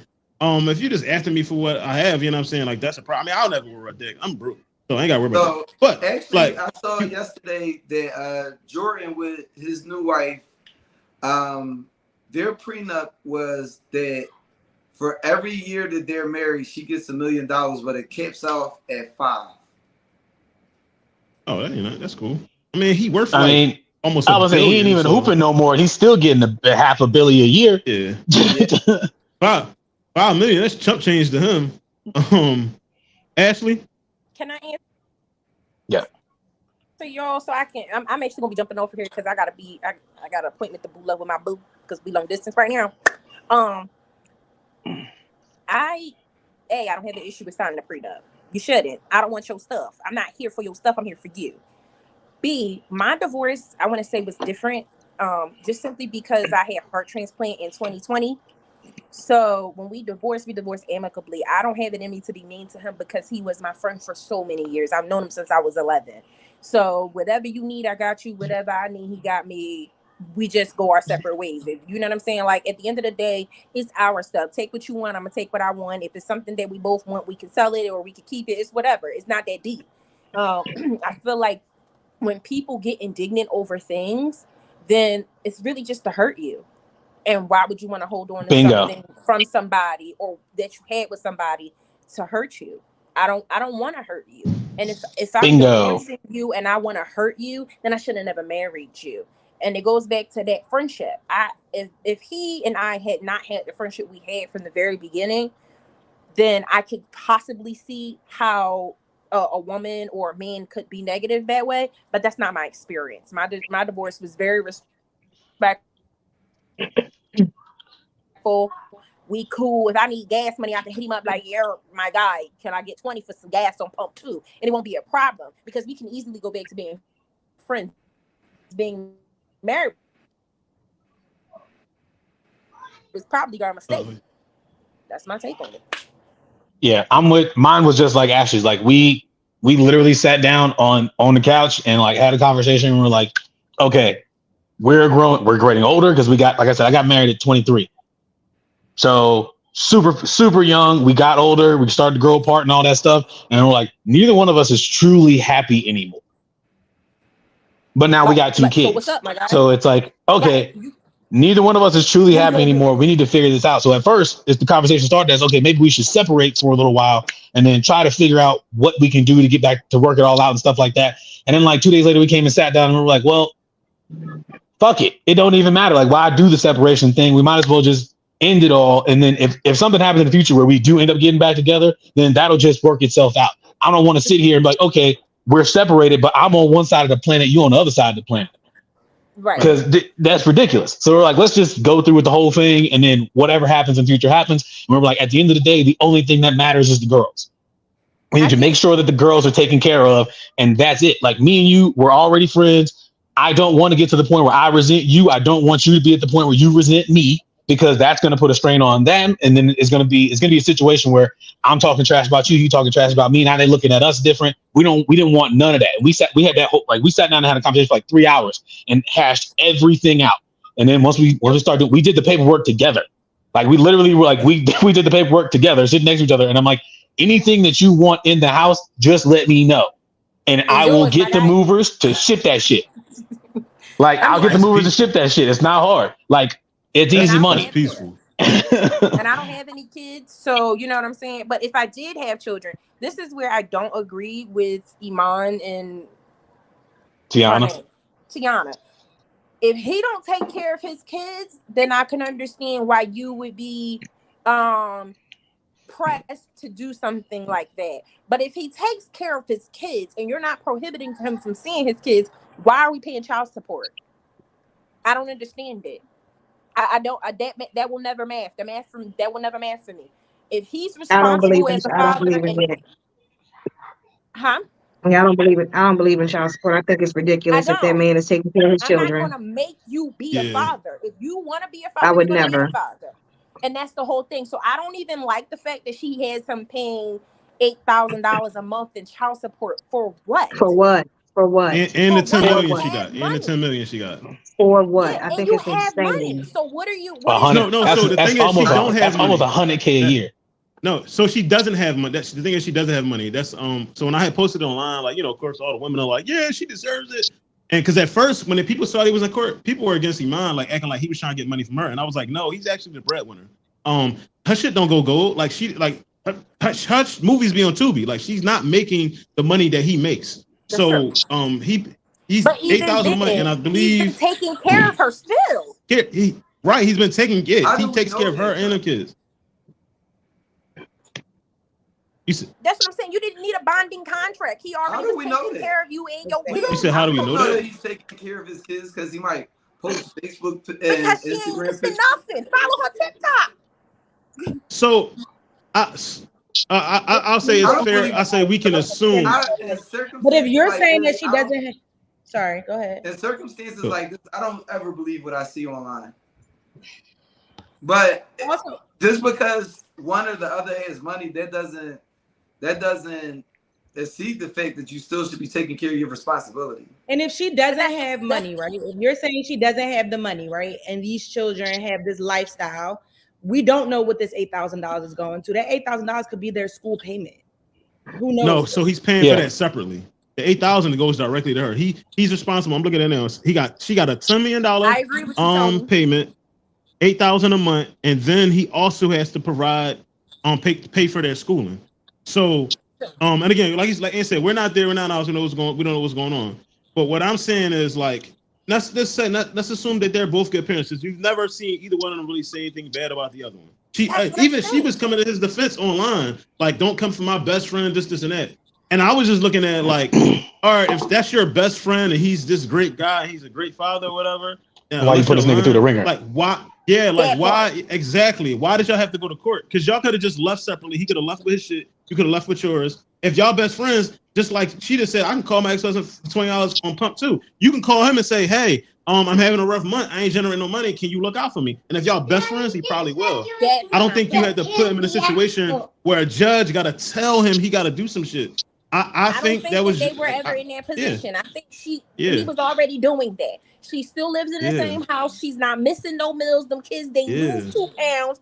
Nothing about her has changed as far as her status or any of that. So because of what I'm seeing on that surface, I'm only basing it off of that surface. Why is he on papers? That doesn't make sense. If you claim that's your best friend, the math got a math. Yeah, for me, it's just like, y'all could have just done a divorce and then like y'all hashed out an agreement in like amongst yourselves. It didn't need to do all this other stuff. That's what it was for me. Once you get the courts involved, I just think that's insane. That's insane. You're going too far. But I'm going to have to jump off of here because I got a date with my boo. Right, thank you, Ashley. Thank you, Ashley. Bye. Thanks for dropping them gems. I've known Ashley for a while. We actually went to high school together. Really good person. And it was news to me. I didn't know she was divorced. I literally just found out. I didn't know that because again, I'm not nosy. So I had noticed she had I had noticed she had changed her name back on Facebook, but I just figured, I don't know, she was representing the family or something. I don't know. I mind my business. Because the same way Ant cussed me out early when I asked him a simple question. I don't need that happening. So we're gonna go real fast. We're gonna go to Tiff, and we talked to Tiff was the only person that didn't get a chance to talk about the divorce part, and then we're gonna get to the next topic. You talking about the divorce with those two? Yeah, just in general, like leaving with somebody's shit. Yeah. Oh no, I did answer. No, she did answer that. Oh, you did? My apologies. Yeah. Oh, my bad. Then do anybody in the chat see themselves getting married? You see yourself getting married, Nikki?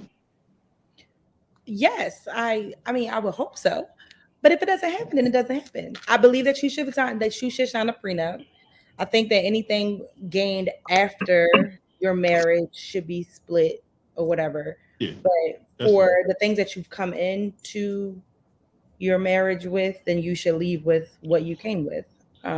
Because in order to, especially like when you have married couples who have children and stuff, and you guys get married and say one is the breadwinner, this person is able to travel for work or do all these things because you are home taking care of these children. So everything gained after marriage should be evaluated, but anything before marriage should be yours. Like should be theirs separately. Gotcha. And then real fast, I know she has something to do.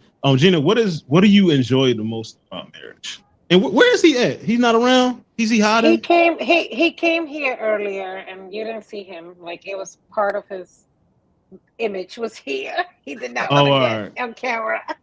I can see you in that corner. You're in the corner like with all the that's like where all the awards and trophies and everything at, right? No, he actually changed that whole entire section after he retired. It's all military now. Oh, he got all the masculine vibes. So yes. Oh yikes! I'm so glad he's working. That's all I'm gonna say. I'm sorry, I missed the question. You were saying, what do you enjoy the like most? the most? What do you enjoy the most about marriage?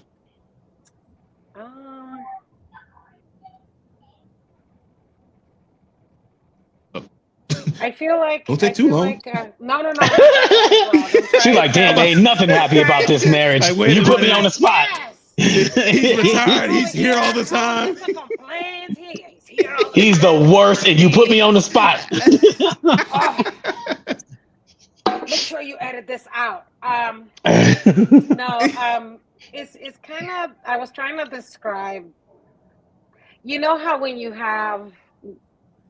in high school and you have that best friend, right? And you're like, something good happens to you, and that's the first person you think about calling because you're so excited about this thing. That's what I like the most. That when something is exciting or something is sad, I don't have to think about my best friend to call or talk to a coworker. My first immediate thought is to call my best friend, my husband. Or text him like, hey, I won this contract at work. Or so it's having like the best friend / supporter there with you. So that's what I like about the most. Doesn't feel like a husband, feels more like a best friend. So he actually, when I remember, well, so when I was with him the night before he got married, he said something similar to that. But he would I don't care. He probably can't even tell you. But he said you were like the first person he really felt like he could really be himself with. And as a man, I understand that. Like somebody you could just be yourself with. Like you're not you don't have to be somebody else. You gotta pretend. You can tell him your secrets and everything. So yeah, that's my guy though. Producer, can we play the next video? Men's mental health is in crisis. Yes, because soon as a man opens up to a woman and tells them like their deepest, darkest secrets, women tend to use that against men. And I don't know why. I'm a woman and I don't know why.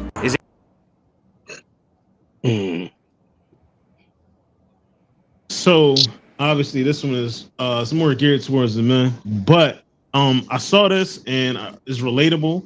I feel like as a man, when you're trying to like, you got to be careful with the information you share with the people you date, talk to, deal with, because again, when y'all get in them arguments and then they tend to use that same information against you, you know what I'm saying? Like it could be anything.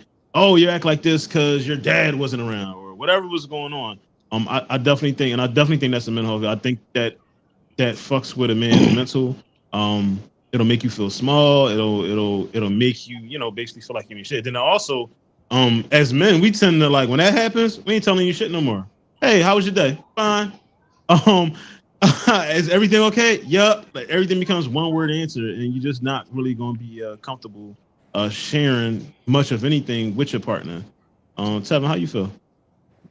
It's like, nope, that makes perfect sense. And it's funny because I literally just had this conversation the other day because I saw that clip and I was. It brings me back to that Kevin Hart joint that he said on one of his specials where he was like, when women get mad, they just see red. So like we have a limit on how far we're gonna go, but women just see red. So it's like, you know what, pissing in a bed ass boy. Like, whoa, why are you saying this in front of mixed company? That's like why your mom's a crackhead. Yeah. Like my mom is right here on the why are you saying this in front of my mom and my sister, bro? Like why? Like because I didn't fold the clothes, this how you acting? Like it's like damn. I forgot to put starch, so now you spazzing? Like what? But yeah, like I don't know. It's weird, man, because that goes back to the conversation we were having earlier about like when people go into dating and situationships and relationships where everybody has their boundaries. That is a huge one for men. Telling you anything about myself is a huge thing for most men on the dating scene because it's like I don't want to give you too much because you might be one of the ones that'll try to use it against me. And I don't feel like dealing with that. So how much can I trust you with? Because we've seen it happen too many times. So we're like, every man is weary of that. Like if I piss her off to like, if she gets to a certain point and she mad, all the stuff might come back out. So I'm gonna hold off for a little while. I'm gonna leave you in this category and just give you breadcrumbs before I tell you anything super serious about myself. Right. When is that not bullying? Think about it this way: if you're in a relationship and someone starts throwing these things at you that you shared in confidence, and they're doing it in a matter of judgment. What do you think? Do you think that's bullying? Yeah, that's definitely bullying, and for me, that's a deal breaker. Like, because at that point, like the trust is completely broken, so there's no point in me being with you. Well, one, it's an attack, but also like just like you said, like I'm not telling you shit. But if I can't trust you anymore because you broke the trust because you got mad all of a sudden, I'm not staying with you. Like I'm not sitting here with somebody and staying with somebody that I know that I can't trust with any information, because if you do get mad, now the whole city know my business. Now all your friends, you talking shit in the group chat, all of this stuff. I'm not dealing with that. And how comfortable like are you with sharing your secrets with women you date, or women in general? I'll start to say little things just to see how much they like divulge to me, and then from there I kind of like gauge it. But I'm not super like upfront about everything in the beginning. I'll throw like stuff that's kind of surface level out there, and then I have to get like more, I have to grow closer to that person to be able to get vulnerable. Yeah. So I will say my new situation is the exact opposite of that. Like I walked into this one, I was like, I'm not playing this game of boundaries and like those type of barriers and stuff where after 3 months I'll give you this piece of me. After 2 more months I'll give you this piece of me. Because I'm like, you're never really getting a full picture of me, so you're never going to understand my full perspective. So if I don't give you the full picture of who I am and my entire personality, you'll never understand my perspective. So you're always going to be off in interpreting the things that I'm saying, which is always going to cause arguments, which is always going to make communications issues. So I decided after my last relationship was over that I'm done. Like I was like, nope, I'm just walking the next situation, all me. And if it works, it works. And if it don't, it don't. Right. And if we're talking about energy, I'm sorry, go ahead. Go ahead. No, what you said, if we're talking about energy, right? You're trying to match, you're trying to find someone that's going to be honest with you in order to make that evaluation, whether you want to continue that. But if you're withholding that trust, that person is doing the same exact thing. So correct, because they can sense it. How can you foster that honesty in order to be able to have that communication if you're both withholding information? Yep. You know what I mean? So. I definitely think kind of like what Ant, like similar like what Ant was saying, like we kind of like train. That's also maybe like a relationship PTSD type thing where again you're gonna like definitely a little bit, and then if you're matching, then all right, then that gives me the ability to feel like I can trust you with.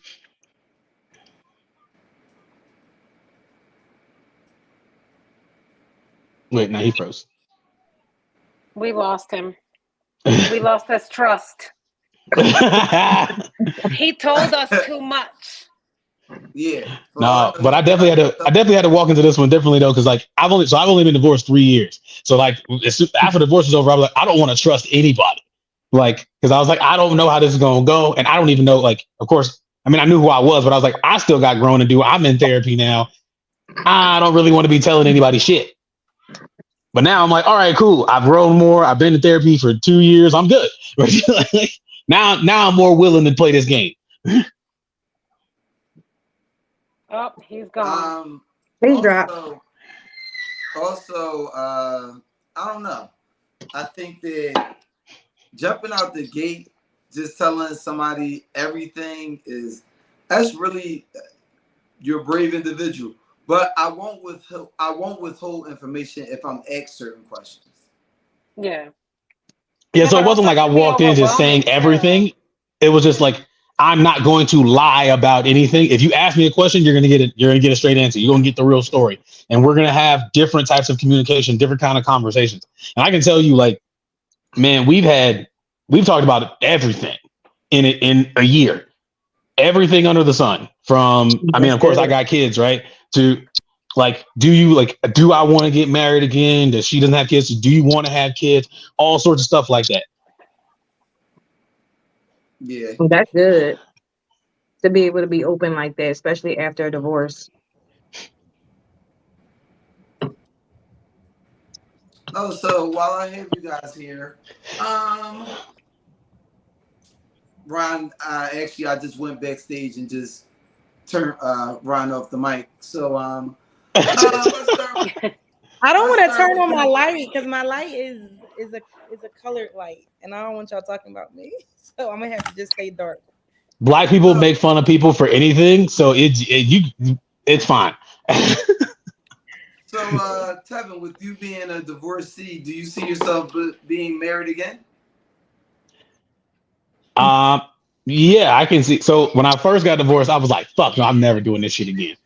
But I don't know, man. Like growing older and then time, and I'm like, maybe this shit could work out. We'll see. That's fair. I mean, I'm obviously gonna have a lot more and a lot different conversations than I had last time before I got married. Obviously, because I was 10 years younger than I am now. So I'm like, I didn't know a lot. It was just I'm out here in these streets, and she's been down with me since college, so we're cool. And I done flew all over the country, and she's still around. So fuck it, why not get married? Right? I'm back, y'all. I don't know what the hell. Show already taking over. I'm already asking questions. Did you have any hesitation with the thoughts of being married again when your first marriage was unsuccessful? Who you asking? Your mic is. Did you have any hesitation with being married a second time? Was there something that kind of you were like hesitant about? I was hesitant about everything. What you talking about? That's fair. I was hesitant about everything because the first thought is, okay, I did this before, it didn't work, and just like he was mentioning earlier, I feel like it's important that you take that accountability and that reflection of how did I fuck up before?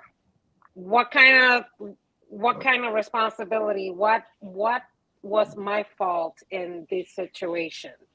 What were my wrongs, and how can I figure out a way of moving forward where I don't make those mistakes again? So yes, it was very scary. And in my case, it was a lot. Was my fault. Listen,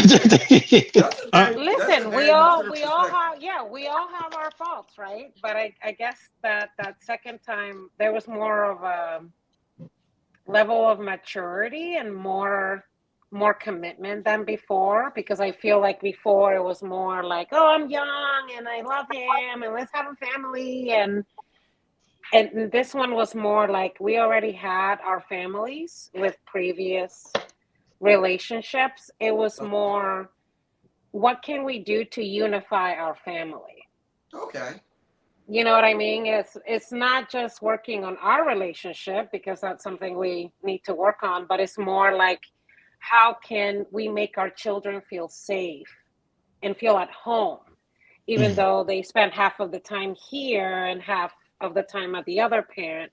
How can we unify ourselves as a unit with the other parents that we have, so that they know that these kids have 4 parents?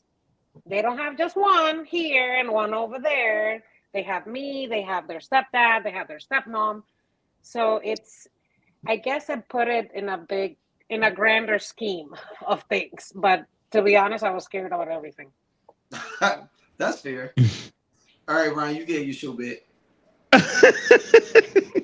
Thank you. I appreciate you stepping in for me, Ed. So I'm assuming y'all answered all the questions while I was away. So, producer, you can play the next video.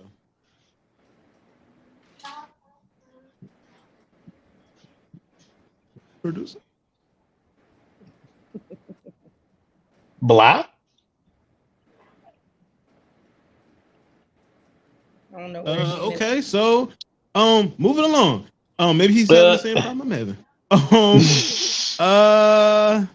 Oh damn it, I need the video. Good God, I got something for y'all. Is it ever okay to date?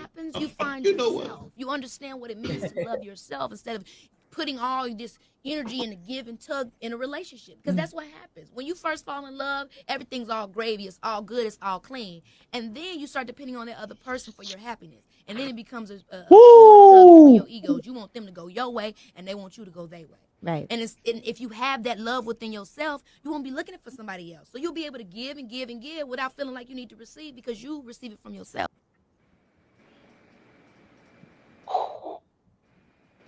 So the first part of the video, she was saying it's very okay to be by yourself. And then she went in saying, because you learn to love yourself, things like that. I saw this. I've seen this. This is from a video on the Breakfast Club, probably 10 years ago. And she's already, for the most part, been pretty intelligent. Like she was 22 or 23 when she did this video. I mean, this interview. But I mean, just by the sounds of it, everybody kind of agrees with what she was saying. Being by yourself, making sure you come into a relationship healed. Have you ever dated anybody that you immediately knew they was unhealed, or just relying of they're the person that's blowing your phone up and you've only been dealing with them for a couple weeks? And I mean, yes, you know what I mean. You know what I mean. Yes.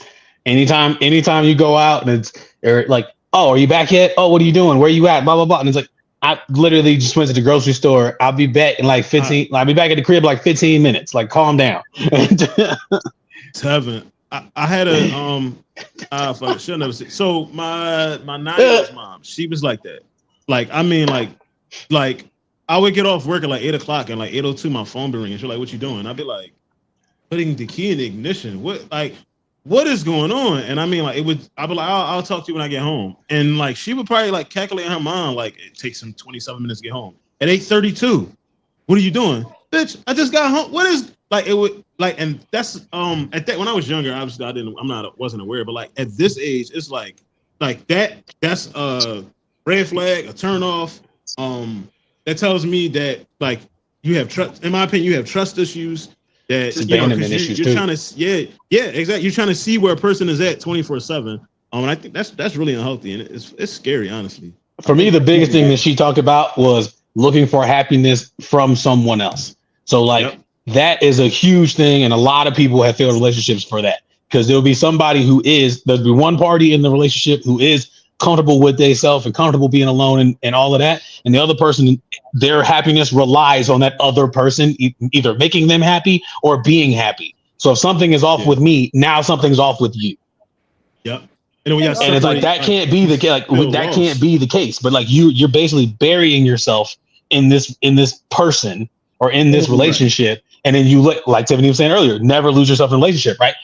You don't want to do that when you start to lose your identity, it's going to fail, because once you lose yourself, you lose your identity, you forget who you are, you lose your hobbies, you stop hanging out with your friends. I'm still going out with my friends. My friends are still my friends. I'm still doing the things I was going to do. But now you literally just sitting at home waiting for me. Or you sitting on the couch waiting for me to call or something like that. And it's you still need to have your own life and be comfortable with yourself and the decisions that you're making on your own outside of the relationship. So I definitely had to learn that, because I used to have that conversation. People get pissed off. I pissed off plenty of women telling them they need to get their own life because I can't be their whole world. And they're like, "What do you mean?" And I'm like, "I'm not responsible for your emotions. I'm not responsible for your happiness. You cannot rely on me to lift you up every day. I can support you. I stand with you. I love you. I care about you. But I cannot be the only thing that keeps you smiling. I can't be." I think a lot of that comes from one, maturity and just having certain relationships. I think a lot of people for a long time was focusing in on love languages. But what I found through my journey after my breakup, fucking love languages, and my feeling has been more about attachment styles, because what you're saying, this person is texting you all this time, when you learn your attachment style is rooted in your childhood. So there's 4 different types of attachment styles, and you want to become secure. So a lot of people who are not secure tend to attach to a secure person. So when you start dating, especially at this age, and the love languages, what's your love language? I don't really care about the love language, because honestly, we all embody all of them depending on where we are in our relationship with that person. But I need to understand what your attachment style is, because I used to be fearful avoidant. So when I used to get into arguments, I would blow up the phone because I'm thinking you about to leave me. And if I do something wrong, I'm gonna try to avoid the situation head on, because I think you're going to leave me. So I think that as you grow and you mature and you start your healing process, that's when you start to learn the type of person that you are and the attachment style that you have.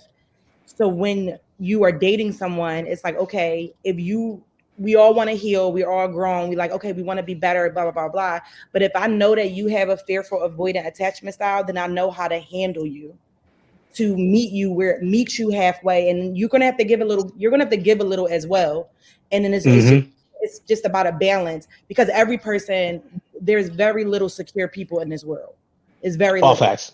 So you just have to learn how to balance those things and kind of try to get to the root of why you're calling me at 8:32 when I just told you I was home. Is it something that I've done to you to make you think that I'm not trustworthy, or is it something of that nature? So that all comes into communication. So at this age, I always ask, like, what type of person are you? Like, how do you deal with conflict? Like, if we argue and I say I need to take a break and get my thoughts together, are you the type of person that's going to be on my ass all day? Because if that's the case, then this probably won't work, because I can't deal with that. However, thank you for letting me know, and we can try to figure out how to balance it. But you also need to be working that. I can't be the one to lift you up all the time. I was in a relationship where my being was solely dependent upon her. So it was like, you're upset, I'm upset. You know, this is wrong. Even though I think it's right, you're going to talk, and I'm just going to agree. So like, but that is when I was a fearful, avoidant person. So understanding that is when I was like, oh, okay, I need to do some self-healing on my end, because what you just said was stupid. And if you mad, then go be mad. I don't have time for that. But I think that just comes with growing and things of that nature. It definitely does. But for the growth piece is so hard for me, because everybody tries to tie it to age. But like, I'm dealing with this from people who are 4 years older than me, 5 years older than me, 6 years older than me. And I'm like, if I can tell you this at 30, 31, you at 36, 37 should be grasping some of these concepts. But it's really about the work. I'm gonna say it's really about the work that you've done more than just your age. But people usually try to tie it to age, and I'm like, that age don't mean shit. That is true. Age doesn't mean anything. Your experiences do. Because if I go through 8 years and break up, and this fucking girl gets married in 7 months after a breakup, then I would have never known that. I would have still been in the same position. Your experiences and your relationships, no matter how big, small, friend or romantic, teach you these things about yourself. So like, I think all facts. You have it. So at 37, if you don't understand this, it's probably because you haven't really had true meaningful relationships, or relationships that ended so horribly where you had to sit back and say, what the fuck is wrong with me that this didn't end the way that I wanted it to end? Because that's exactly what happened. It ended and I was like, am I the problem? I think I'm maybe like 20% I was the problem.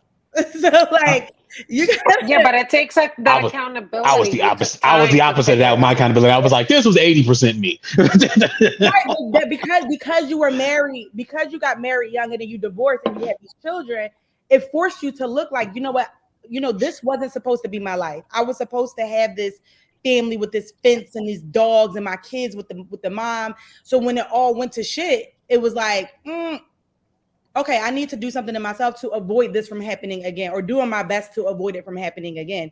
So when people are 40 and 41 or whatever the case may be, they probably haven't they've held relationships, but true meaningful relationships where they lost themselves in this person. A lot of people who I see go through this healing journey are people who've been through some traumatic things. Whether it was a relationship, it was a death, it was whatever. Some people go through this journey when they lose just friends. Yep. So like they call it ego death. In their I know for me personally, I don't like feeling smothered. The moment I feel smothered, for me, that's a turn off, and I will go the other way. I will leave you in a heartbeat if I feel smothered, because I feel like you're being too dependent on me. Where your friends codependency is a real thing. I have so much going on within my life, with my children. I have 3 children. I have other things going on. If I'm busy doing those other things, what are you doing? Are you sitting home waiting for me? Why are you blowing my phone up? Please stop doing that. Like, we just got off the phone, or I just saw you. What are you calling me for? You know what I'm doing. I just told you I got to go do this with my kids, or I'm doing that with my businesses, or whatever it is I'm doing. I have offices to run. Don't call me all day long while I'm at work. Why are you want to? It's just weird for me that you want to talk to me while I'm at work and you know that I'm busy. Right. I walk away. I first I get turned off completely, and then I just lose interest. Yeah. I think that just like I said, like it goes with growth. So you know you have your boundaries and you know what you like and what you dislike. Yeah. So you can kind of see that a mile away. So like for people who are dating or whatever the case may be, those are the initial questions. That's one of the initial questions that I ask. And if they say that they never heard of it, I'll drop the link, like take this test and then you let me know what it's come back as, because I work very hard to become secure. And I don't want to backtrack with someone who is not compatible. I can work with you because I will work with you to an extent. That's why I have a whole portfolio of questions. I got a whole portfolio of questions. Right. It's work with you, not drag you through this shit. Right. And that's the thing, is like, I'm not doing the work. I'm not doing the work for you. I'm not walking you through this. I'm here with you to support you. Yeah. Just to touch on what you said, Nikki, about the childhood. I had dropped it in the chat, but like noticing that they got like trauma from the childhood, like attachment. That tells me immediately, like when someone like Tish said, when somebody's smothering you and stuff like that, and they got to be up under you, I kind of assume or feel like maybe you didn't get the love when you were a kid. So like you're still searching for like that gratification of like someone actually give you the love that you should have gotten. They lost it in a relation, or they lost it in a previous relationship. Like when I was reading the book is a very easy read. It's called Insecure in Love. You guys should probably do it. Get it. It's a great book. When I was doing the work, it didn't really come from my childhood. It came from an experience. It didn't come from my home. It came from an experience in my childhood that then led me down this path. So like, it might not necessarily be like their upbringing. Most people, it is like their upbringing, but it just lets them understand. It gives them understanding of like, okay, I don't want to be this person. Like, I didn't want to be codependent. I'm like, this is ridiculous. Like, this is not healthy. And I knew at the time that it wasn't healthy. So it's like, when it's all said and done, it's like, okay, these are the things that I've noticed throughout these 8 years, because her and I had a very much so trauma bond. So it was a completely different thing. So I had to, like, my therapist was like, you have to wean yourself off of her because it's like crack. You just keep asking for a fix when you know that shit is bad for you. So you have, like, I don't necessarily think that it's always from like your home life. It could have been something that happened in your life from back in the day, or it could just be your relationship that you've been in that has, created this person, but you have to deconstruct that person when you are trying to find what you want. Like the girl Ashley said, like, I don't really believe in like the vibrating higher, but you do, whatever you put out is what you bring in. So you do have to take a moment to reflect of like, okay, why do I keep getting put in this friend zone? Or why am I too friendly? Or why does this person not want to, why are you calling me so much? Like, it's a bit much. Let's talk about why you calling me. Because I am at work. I do run offices. I think with some people, they don't know who they are. And because they don't know who they future wife is saying some great stuff right now. And because they don't know who they are, they automatically assume your lifestyle, your thoughts, your views, and you mold them. So whatever you're dictating, they take that on as their identity. And I think that's very unhealthy. I don't think anybody should be in a relationship if you don't have a sense of self first. Because like I said, what I've been learning lately too is like these people who blame their signs. Oh, I'm a this. And I'm like, oh my God, don't even get me started on that shit. I can't stand that astrology bullshit. That's a personality flaw. That's just within you. That's not. Do not get me started on that. I can't date you. Like, I'm very spiritual, and I'm like, there are certain signs. Like my son's Aquarius. I know that he has a lot of emotions, but I also understood, like, we were getting into it one day, and my dad had to sit me down. I was like, "Do you think he reacted to you because the way that you reacted, the way that you did it?" And I was like, "Oh shit, you know what? You are right. I got that reaction because of what I was putting out, and he was just matching my energy." It didn't work out. Yeah, I'm not a believer in astrology shit at all. I'm just a person who believes. Like for me, it's a thing of like like I've been around the world and been with people, different cultures and all sorts of stuff. And I'm like, everything is learned. Yep. Everything in the world is learned. You are who you are. Basically, every March. Right. Exactly. It's not, oh, your birthday is January 27th. So you're just going to be that way. No, that's not how that fucking works, man. Everything is learned. You're reacting this way because you saw that this was okay growing up. You were around people who were comfortable doing these things. So you feel comfortable doing these things. All these behaviors are normalized. Yeah. That's the reason for it. It's not, oh, well, I'm a Taurus, so it just is what, no. Get out of here with that. So Tony had a really good. I've come across a lot of people who have been saying that, and I'm like, your sign has nothing to do with who you are. Like everything in your life up till now is why you are who you are. It's not about when you were born. Now, do I think that there are some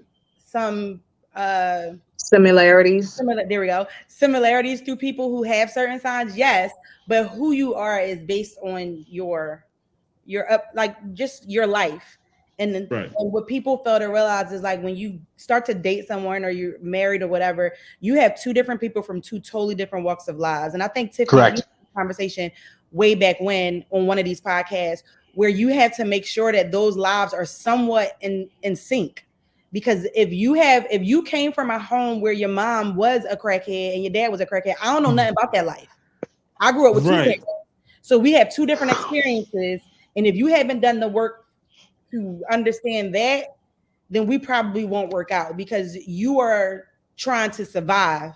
Absolutely. Right. And that's the thing is like all they know in their life is survival too. So then all their reactions are going to be that way. So then like you have to get them out of survival mode. I don't got I'm gonna say, well, you don't have to get them out. They need out of that shit. I was like, you ain't got to get them out of survival. They need to get out of survival mode before they start trying to be in a relationship with other people. Because if you're in a relationship in survival mode all the time, that relationship is not going to be stable. No matter what the other partner is doing, it's going to be unstable. Turn on my light. Don't talk about me, okay? Real fast, I want to get to the next video, but Tony had a comment. Is it rainbow? You have a rainbow like that. It's purple. Oh, you can't even tell, but it's purple. Can you put? That's cold, man. What you talking about? No, yeah, exactly. That's what I said. I was like, Ant's future wife was dropping some gems in the chat. Can you hear me? Yeah, we got you. All right, let's make sure. Can you put Tony comment up? The long one she got. Yeah, that was the one I saw, and I said Ant's future wife is dropping some gems in the chat. Yeah, like people aren't properly healing. From the gosh, of course, now my screen isn't working. You gotta take the time after a relationship. You have to. No matter how short or how long the relationship is, you have to take the time. Yeah, people aren't probably healing from past experience. They're moving on too fast. Having new sex, that's also a problem. Having new sex without cleansing the old sex energy off. What has happened is lots of projections in new relationships and or dating from prior experiences. That bad relationship trauma be real. People really should heal before dating anyone. I've dated people that like they showed up with like again pre-existing issues, and it's like none of that shit you use. Like sometimes it be the counter. Like I show up just really as like somebody like legitimately. I just want somebody to fold clothes. Like I don't want no beef or none of that. And they so used to like fighting and art, like that's all they know. When you point out something that you could be like you're doing, you could be really calmly saying like you're doing these things that make me uncomfortable and I don't like it. And they get super defensive. They're yelling. Some want to get physical. So yeah, I definitely think you gotta fuck you. Yeah, them fists. Some of these women be wanting to fight. Like they be with the shits. I'm 6 feet 220. Please don't do that. Like let's just not.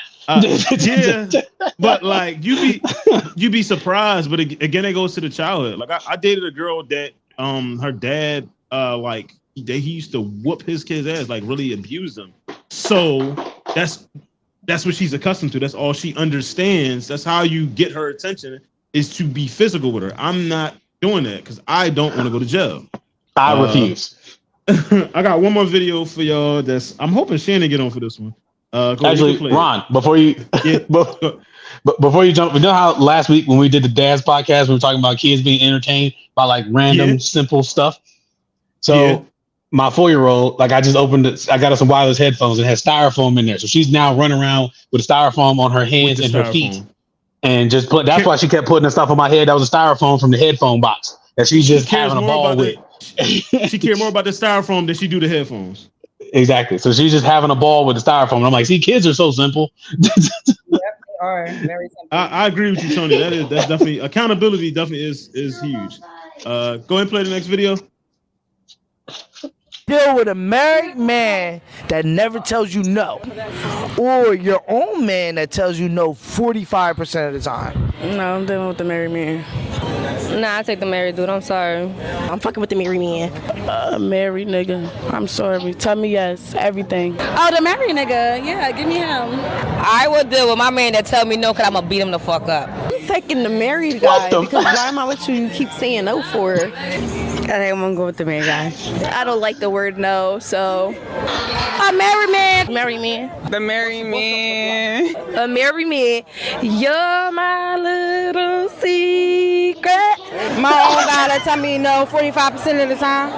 A married man. Do a married man because 9 times out of 10 we sharing these niggas anyway. I mean, I guess I'm gonna have to take the married man. Like, why? I need to be told no sometimes. You can't always get what you want. Name 5 things that you have to offer a man. Nothing, and nothing. You ate with that one. Thank you, my friend. Nothing. What do you need from a man who you're gonna take seriously? Money. That's all you look for. You're not serious though. I am serious. So why would a man even want to look your way if you can't add value to his life? Well, no, if you got the bag down. Right. Thank you. You ain't trying to spend the money down. So let's say the man has the bag and he wants to spend the money. What does he get back? I asked him out a question like, what's my favorite color? You know what I'm saying? Right. Nigga. Yeah, let's get to know each other. What color is my motherfucking real hair? Well, we don't keep it shallow over here. We talk about real stuff. Now, when it comes on to the money, why does your man have to have it? Because I get it. So how much you make then? That's none of your business. I'm a nurse, and it's none of your business. So how much do you want your man to make? He needs to be in the streets. Stay down till we come up. You want a hood guy while you're in the medical field? I want a good guy, bad guy, whatever brings the money and make me richer. That's what it is. If he can't pay all my bills and take care of what else I got going on, and then no. It matters. Of course it does. Step on the scale. I'm not going on a scale. You should love a girl for who they are. You should love a guy for who they are, regardless of height. That's true. So take it back then. And I'm not taking it back, but Then step on the scale. No. You're being a coward. Weight, you're ridiculous. And If you care about height, you're ridiculous. But you don't need to know an exact number. You don't need to know an exact height. All you gotta know is that they're taller than me, and that's it. Okay, I want you to be lighter than me. Step on the scale. No. Frick you. The man woke you up at 3 a.m. and asked you, can you cook him a meal? What meal are you cooking for? I'm not doing it. Nothing, the fuck? I'm not waking up at 3 a.m. I'm so sorry. Or peanut butter jelly. I'm going back to sleep. And not a damn thing. I'm not cooking a damn thing. Making a sandwich. It's 3 a.m. Fuck, I look like Martha Stewart. No. Hell no. A dream. We gonna get a nice turkey and cheese sandwich with some chips and a juice. I'm making him shit. He better get the fuck up and make his own self. Like what? On to sleep. Probably a turkey and cheese sandwich. This pussy. Sometimes snowball will get hair.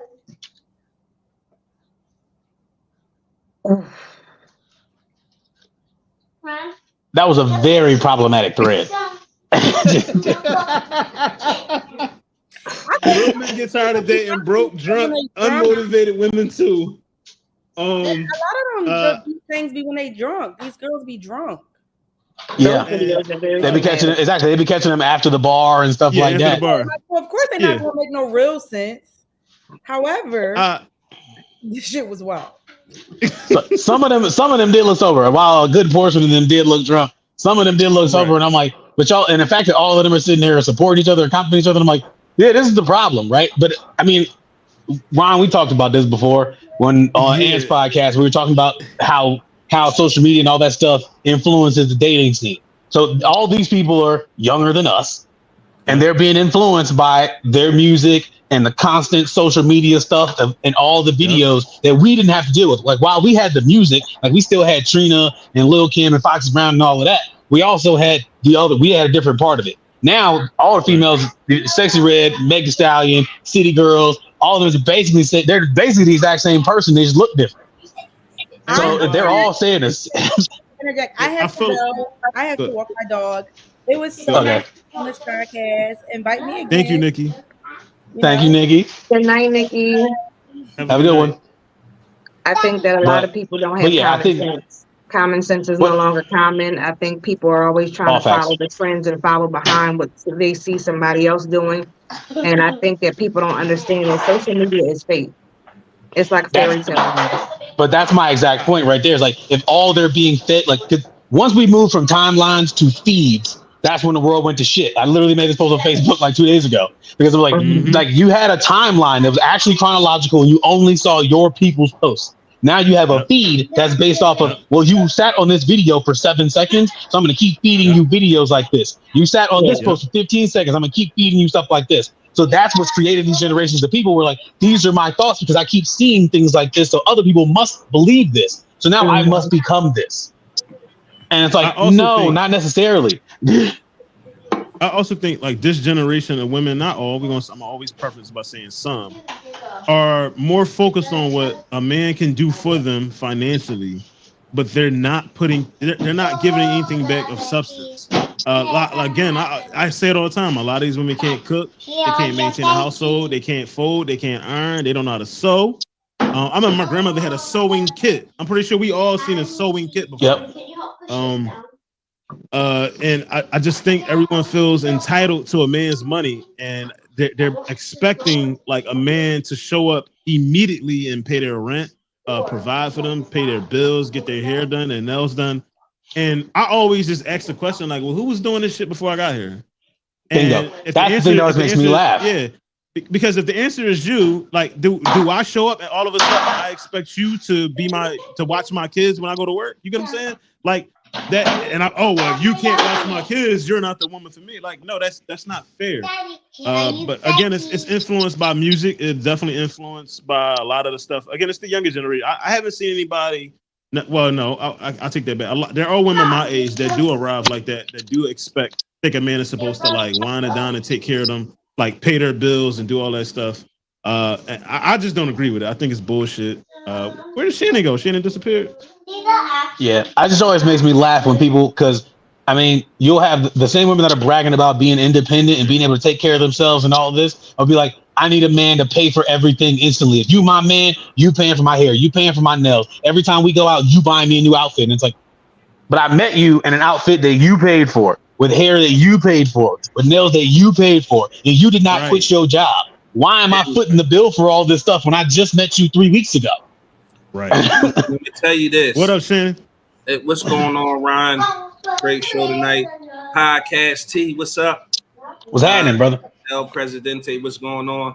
Hey. And it was probably in the $6 Sheen sundress. Some bullshit. Here's my question, because this feels like Tiff and I talked about this earlier, right? This feels a little bit like low-hanging fruit sometimes, because these are the worst representation of women. So I pose the question to Tiff, like, well, where does it come from? What is the root to this? Because if you looked at it as a whole, these women and the women that they're hanging with, like Tony said in the chat, that girl said, you ate with that one. Let me explain something to you. These women that in these videos that we just saw, as far as they asked her, what do you bring to the table? Well, he said 5 things. She said nothing 5 times. She asked, what does a man need to bring to the table? Money. Which tells me, 1, you'll do anything for money. Absolutely. 2, all facts. Anything. Where is the precedence for this behavior in their environment? Because if you look at them, I spoke to it earlier, and I heard what Tony, I heard what everybody said. Birds of a feather flock together. He used that example of lions, and I feel like I'm all over the place, but I'm going to bring it full circle. I'm going to land this plane. At the end of the day, right, he made the example, or he used the analogy that If I see 10 lions coming down the street, I'm not stopping to see which one don't want to bite me or eat me or kill me. And everybody who was for the whole get to know the person first, that's fine. But that's, to me, ignoring the red flags. Because even if you talk to these people, even if you decide to give them a shot, right? And maybe you didn't waste your time. Maybe it was something there. But even if you give them a shot, what do you think her behavior is going to be those weekends and the weeknights and all that other shit? She want to get up, she want to turn up. At this age, I'm not with that. Now, to the other point I was trying to make about the young ladies, where's the precedence for these things that they want? All of it at the end of the day is bullshit, because in their environment, they have not seen a woman find a man and have them financially take care of them exclusively or wholeheartedly. Not mom, not aunt, not grandmom, not Miss Johnson next door, not Miss Brown across the street. There's nobody in their immediate vicinity who has this perk, who has a man that makes 6-7 figures, who's taking care of them and everything that they need. Now, we need the air horn sounds for this. The saying goes like this: be careful what you wish for, because you just might get it. Perfect example, I'll bring it up to date right quick. My man Drake said, man, drop. Where he at? Man, drop and give me 50. Push up. He was begging that man to drop a diss record. He ain't got nothing. Now look at him. He trying to sue people. He mad. He trying to say it's spots. He getting destroyed. So I say that to say, be careful what you wish for. Because most of these men who make 6 or 7 figures, if they happen to be anywhere in your vicinity, which they don't travel in your circle, you don't have access to these men. But just by the off chance, he meets you and want to take you seriously and give you all that stuff, the money, the house, you don't have to pay no bills, you don't have to do shit, you're driving a nice car. What do you think that man is doing? What do you think comes with that? Yep, that's a huge piece, because most of the time when I'm going money, control comes with that. So you want me to pay for everything, I now own you. You are not a human anymore. You are my property. And this doesn't go a Tyler Perry movie. But it's controlling, it's manipulation, correct. It's emotional abuse. You don't ever get to say anything to me. If I'm footing the bill for everything and you say I gotta cover your hair, your nails, you go where I want you to go when I say so. This is a Diddy situation. This is a Diddy situation. Yeah. Basically, and how many other women you think he got? Yeah. Exactly. But you can't say nothing about it, because you walked into my life and said spend money. I did that. Right. You said you bring nothing to the table. Okay, cool.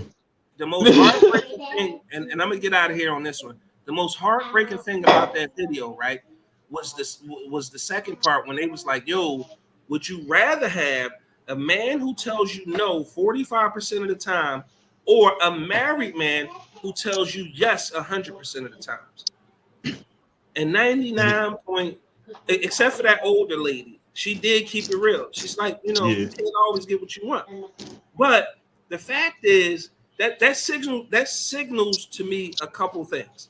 Number one, if you feel like you need to be said yes to all the time, you're entitled. You feel like absolutely. And you're narcissistic because you think that you're right all the damn time. Why do you think you can never be told no? Yeah, that was really disgusting. That was very disgusting to watch. And that one chick who was like, "I'm not." She's like, "I'll take the 45% so I can fight his ass." What? What are you on right now? And the crazy part is, the majority of them women who probably said, "Give me the married man," when they are in a relationship, they expect, want, and need that relationship to be monogamous. They don't want to share. Yep. But get on camera and put in front of potentially millions of people who may see this and say, "I'll fuck your husband, lady." Mm-hmm. But want respect. They want respect. They on camera saying this. and they want respect. Man, that shit made my ass itch, man. I was mad. That's nasty work, man. When I sent it to him, he texted me like, I'm triggered. Look, he sent me the video earlier, and I'm like, bro, I was triggered because one, and I will recognize this point right quick. They were very young women. Like, they were very young women. Women like Ina and Ash, Tiff, and who been through some shit, they don't have that mentality. They live in what I call the real world, right? They've been through some shit. They had the heartbreak. They made some mistakes. They decided that, yo, I need to add some accountability for my shit and get it together and then try to find me a man after. And that's the other thing I don't like when people say come in healed. There's no such thing as 100% healed. Nah. Come in working. Like, if you're working on yourself and actively working, that's it. That's exactly. Like, you never know how far you are in that journey until you're hit with that trigger. Okay. The problem, the only other thing I'll say, and then Ryan, I appreciate you letting me come in and get this off my chest. The only other thing I want to say is that I don't know these young women. However, what gives me hope is that I know a lot of grown ass men who are in their kids' lives, who are present, who are doing the work. So that generation of those false women, unfortunately, they'll probably have kids. But again, once they get 35, 40 and been through some shit, they'll be singing a different tune naturally.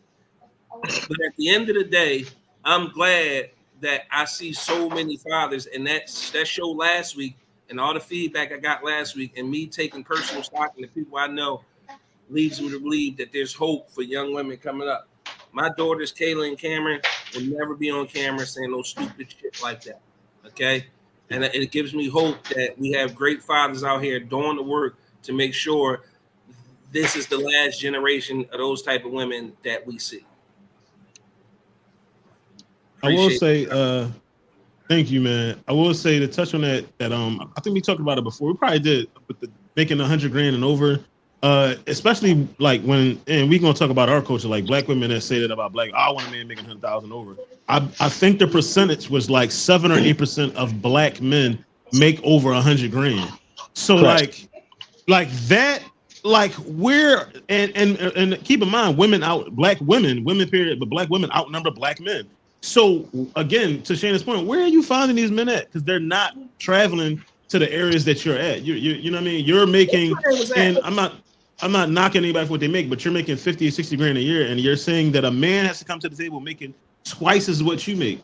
But then like you got like, so it's like women want these traditional values, but they don't come with traditional values. Like, y'all can't do the things that y'all. They don't know how to be a traditional woman. They don't know what it is to be a traditional woman. To want a traditional woman. Another problem I have, right, is if, like, most time in those traditional type relationships where the men who make that kind of money actually left the duty of his woman to take care of the bills and the food and the stuff around the house.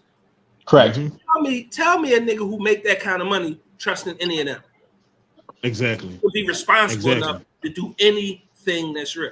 I mean, they did everything from make sure the house was cool. And I'm not saying women should be in the house barefoot, pregnant, cooking. No, that's not what I'm saying. I'm saying them women who felt like being a housewife was a homemaker. And when you being married and being or being unemployed or stay-at-home mom is different than being a homemaker, right? A homemaker, in my opinion, make sure your house is a home. Well, what do you mean by that? Well, when I step in off the street as a black man dealing with that all that shit, I come in, I have all the amenities I need to feel love. You come in the house, if you got a dog happy to see you. Most certainly your kids jumping on your arm, daddy, daddy, daddy. She walking up to you, hot plate of food, sit down, eat. Bath water ran, all the bills paid, this, that, and the other thing, feet, like they go above and beyond to make sure you have all the creature comforts of your home so that you want to be home. A lot of these women, you said, what do you get? Nothing, and this is out of their own mouth. So you couldn't even be a homemaker or the nigga wouldn't trust you with that kind of responsibility to pay those bills, to make his house a home, because you're gonna want to turn up with them same people. They was in the hood in front of bars and delis or like on the strip in Miami. They wasn't nowhere being productive, doing nothing to improve or better themselves. Now, that's not to say they can't have fun. It's not what I'm saying. But I bet the house that this is what they do as much as possible. And no man with no money gonna look at them as anything other than a piece of meat. And to want men to show up with like husband energy, and you don't bring wife energy, like I think that that's insane. That's pure insanity. Asking me to, like you said, go out and work all day. And then, I remember, at least from stories, like my grandmom, she was, I remember, like, she was a homemaker. She was married, but her husband would go out. He would work. My grandfather, he would work all day, do whatever his job was in his 50s and 60s. But he would come home. There would be hot food. The clothes was washed. The house was clean. The kids was fed. Homework was done. Like, everything that needed to be done was done. And not to say that's all got to be on them, but, like, that's ideally what, when you talking traditional, that's at least what I know to be traditional is that, okay, the man go out and work, but you take care of everything else. Like, and I don't know anybody that does that in this day and age. Like nobody, even people that are generating like income, they both are out working. You know what I mean? Like they're both, most real adults are both contributing to the household. They're both doing the laundry. They're both, cooking food. They're both taking care of the kids. But a lot of these women, people aren't looking at anything as a full partnership. Like I feel like that's the biggest issue. Everybody's looking at getting in relationships to see what they can get out of the relationship, right. And that's on both sides. So you got the overwhelming, and like where Shannon was talking about, like where's the stuff coming from? It's coming from all these podcasts. Too many people have podcasts and microphones and cameras because they're all on our damn phones. So then everybody's just posting and recording all these videos and just saying the same thing because they want to go viral. And that's the it thing to do. So whether they believe it or not, they're willing to say it on camera and hopefully go viral and then try to make something else jump off. Right. So that's where this stuff comes from. That's where the catalyst is. And I want to go viral because these guys these people went viral. So I want to do the same thing. I'm going to say this and I'm going to jump off. That very first part was really triggering. Just the thought that a woman would actually say that she would be with the married man because he says yes to her all the time versus you having your own man and him telling you no, 45% of the time, or saying yes 40% of the time. I can't speak for them. I can only speak for me. I had that mindset at one time, but it wasn't to that extent. It was never me wanting to be with a married man because he would tell me yes all the time. My mindset was, it came from my childhood. I was I guess you want to call it a silver spoon kid. So where I got everything that I wanted, never was told no. Everything was always given to me, whatever it is I wanted. So when I grew up like that, always being given things, I thought that within my marriage, my husband is never supposed to tell me no. Or what do you mean no? No. Right. Do you know who I am? Are you kidding me? It was normalized. No. That was a dangerous mindset to grow up with. Yes, we have all of these resources, so I'm going to make sure that my daughter has whatever it is she wants. But in the same thing, it crippled my mind at the same time to reality when it came to grow up and be an adult. So I can say that within my marriage, that's where I grew up. That's where I learned to be accountable. That's where I learned responsibility. Once I heard my husband say no, and I'm looking at him like, are you fucking kidding me? No.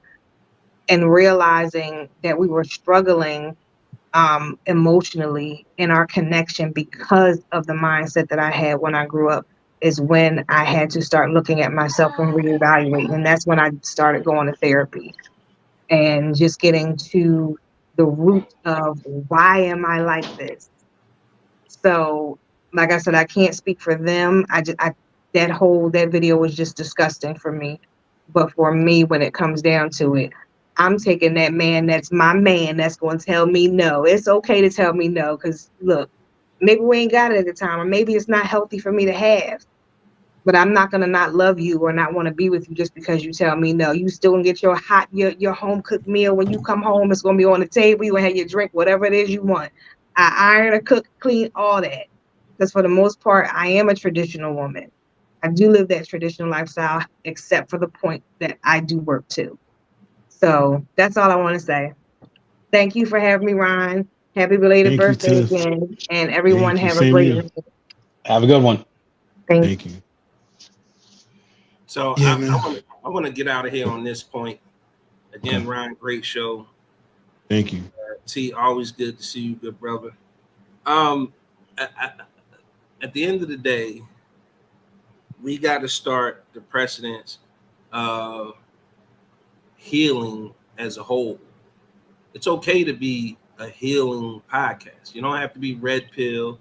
You don't have to be, on whatever side of the coin you fall on. There's room for growth, a tremendous amount of space for growth. And I just want to leave with some or what I feel like is good advice for everybody. And it's something that I say all the time. Every relationship goal on social media is not real life. Every relationship is like a fingerprint. They're all different. Find somebody that's compatible with you and your lifestyle and figure it out. Because at the end of the day, every time we see these celebrities, athletes, entertainers with these lifestyles, it's not all it's cracked up to be. Next year, Will and Jada. It's an expose. Find you somebody that you can grow with, that believes in you, that supports you and want to be with you. It's not about having, the bags, the purses, the designer stuff, or whatever it is the case may be. Couple examples. If your person works and she makes the 6 or 7 figures and she wants you to be at home and that works for you, sir, be at home. I'm never judging that. You know why? That is my ultimate goal. I want to be a stay-at-home dad so fucking bad. A word, Tim. Yes. Do that because that's what worked for y'all in y'all relationship, and y'all able to Now, here's the most important part. You guys are able to flourish in your love and commitment to each other under that arrangement. Do that. If y'all got to go 50-50 and y'all able to flourish in y'all love, do that. If he makes all the money, do whatever. It doesn't matter. Figure out where you are, communicate where they are, and meet in the middle and see what works best for both of y'all. That's the most important thing. Stop believing that the man has to make all the woman money and the woman has to be home or doesn't. Stop believing that, that it's not okay for men to contribute around the house. At the end of the day, do what works best for y'all and stop trying to be like everybody else, because social media is not real life. I'm out on that note, bro. All right, brother. Thank you. Tevin, you got anything else before we get out of here? No, my good brother. I think he killed it all. But yeah, we see all the lies, we see all the fake. It's time to be real. Yeah, I think at the end of the day, we just got to get back to like properly dating, really when you remember when you was 13 or 14 and you liked the girl and then y'all really even though y'all was in school, y'all not a dope, but y'all was it was that kid love or them kid feelings, but all you was worried about was just hanging out with her at the school, getting her some chips or something. It was so simple. And now everything is so complicated, and everybody we adding in a million layers for no reason. Yeah, just get back to just liking somebody and just enjoying that company and loving on each other. I think everything will flow so much more easily. I just think now, like I said, everything's so complicated, man. The things even now when I date, the things that go through my mind that I'm thinking about, you know what I'm saying? I was not thinking about none of this shit when I was 17 or 21 or anything like that. It's just, again, I know social media has a lot to do with it. Some of it is just people's upbringing, but I just really think nobody is nobody's like trying to love another person. They're trying to like love the things that the person does for you and the things that they bring into the relationship. But you're not, if you take all those things away, like, do you love that person? Do you really like that person? The answer, I think 9 times out of 10 is going to be no. You know what I mean? I used to get in arguments because like one of my exes would be like, why do you love me? And I'm like, because you're you. And she wouldn't she would not take that answer. And I'm like, it's not about what you do for me outside of being yourself. It's not, I'm like, you're here, like you do these things or you cook me dinner on Thursdays. And like, if I can tie it to tangible things, that's not unconditional love. Right. And if I want a real relationship, I want unconditional love. I want you to love me for just who I am. I'm still going to do these things and I want to make you happy because these things can make you happy and add to our happiness and help our relationship grow. However, it shouldn't be I love you because you pay my bills, you cook, you drive me to work, you do, like, if I can list off all the reasons I love you and they're all like, well, you do these individual tangible things to me, we're going to have a conversation. Right. It's like, I love you. Yeah, I love the things you do for me, but while that's all part of it, but that's not the reason I'm not here, like you said, for those things. I'm here because me and you got a connection. I dig your energy, and that's why I want to be around. But my man is a kids are, oh my God. She got bored with her tablets, and now she's just climbing on me and bothering me. I see. I'm about to give your dad back to you. But yeah, man. So I mean, thanks for coming on, brother. I really, really appreciate you taking the time. Again, we ran a little long today. Not a problem at all, my guy. Yeah, I definitely appreciate you coming on, man. So we'll be in touch. I'll touch base with you after this. And yeah, we'll set something up. I'll hit you later, brother. Thank you, brother. So yeah, I mean, in a whole, I mean, the stuff I wanted to cover today was obviously like things that we deal with, things that we're all dealing with, not just men, like the dating scene, marriage, divorce, like a lot of the thinkings of people on how fucked up this world is really becoming. But I think, again, like ultimately we just got to get back to just dating the right way, just really enjoying somebody and not necessarily what they do for you and the material things that they bring to the table. Because again, like the things that you can't take with you when you die, like I don't think they're like significant to a relationship. I want to thank everybody for coming on. Ashley, Gina, Tiff, Tev, and Shannon. Oh my God, I missed somebody. Good gosh, Nikki. It was so many people. I definitely appreciate y'all all taking time out today. Don't forget, tomorrow we got the Antmoney Experience. Tomorrow, same network, big exclusive network. Live at 7 p.m. He's got a really dope interview coming up for y'all. I think y'all really gonna enjoy it. Also, make sure y'all get your membership.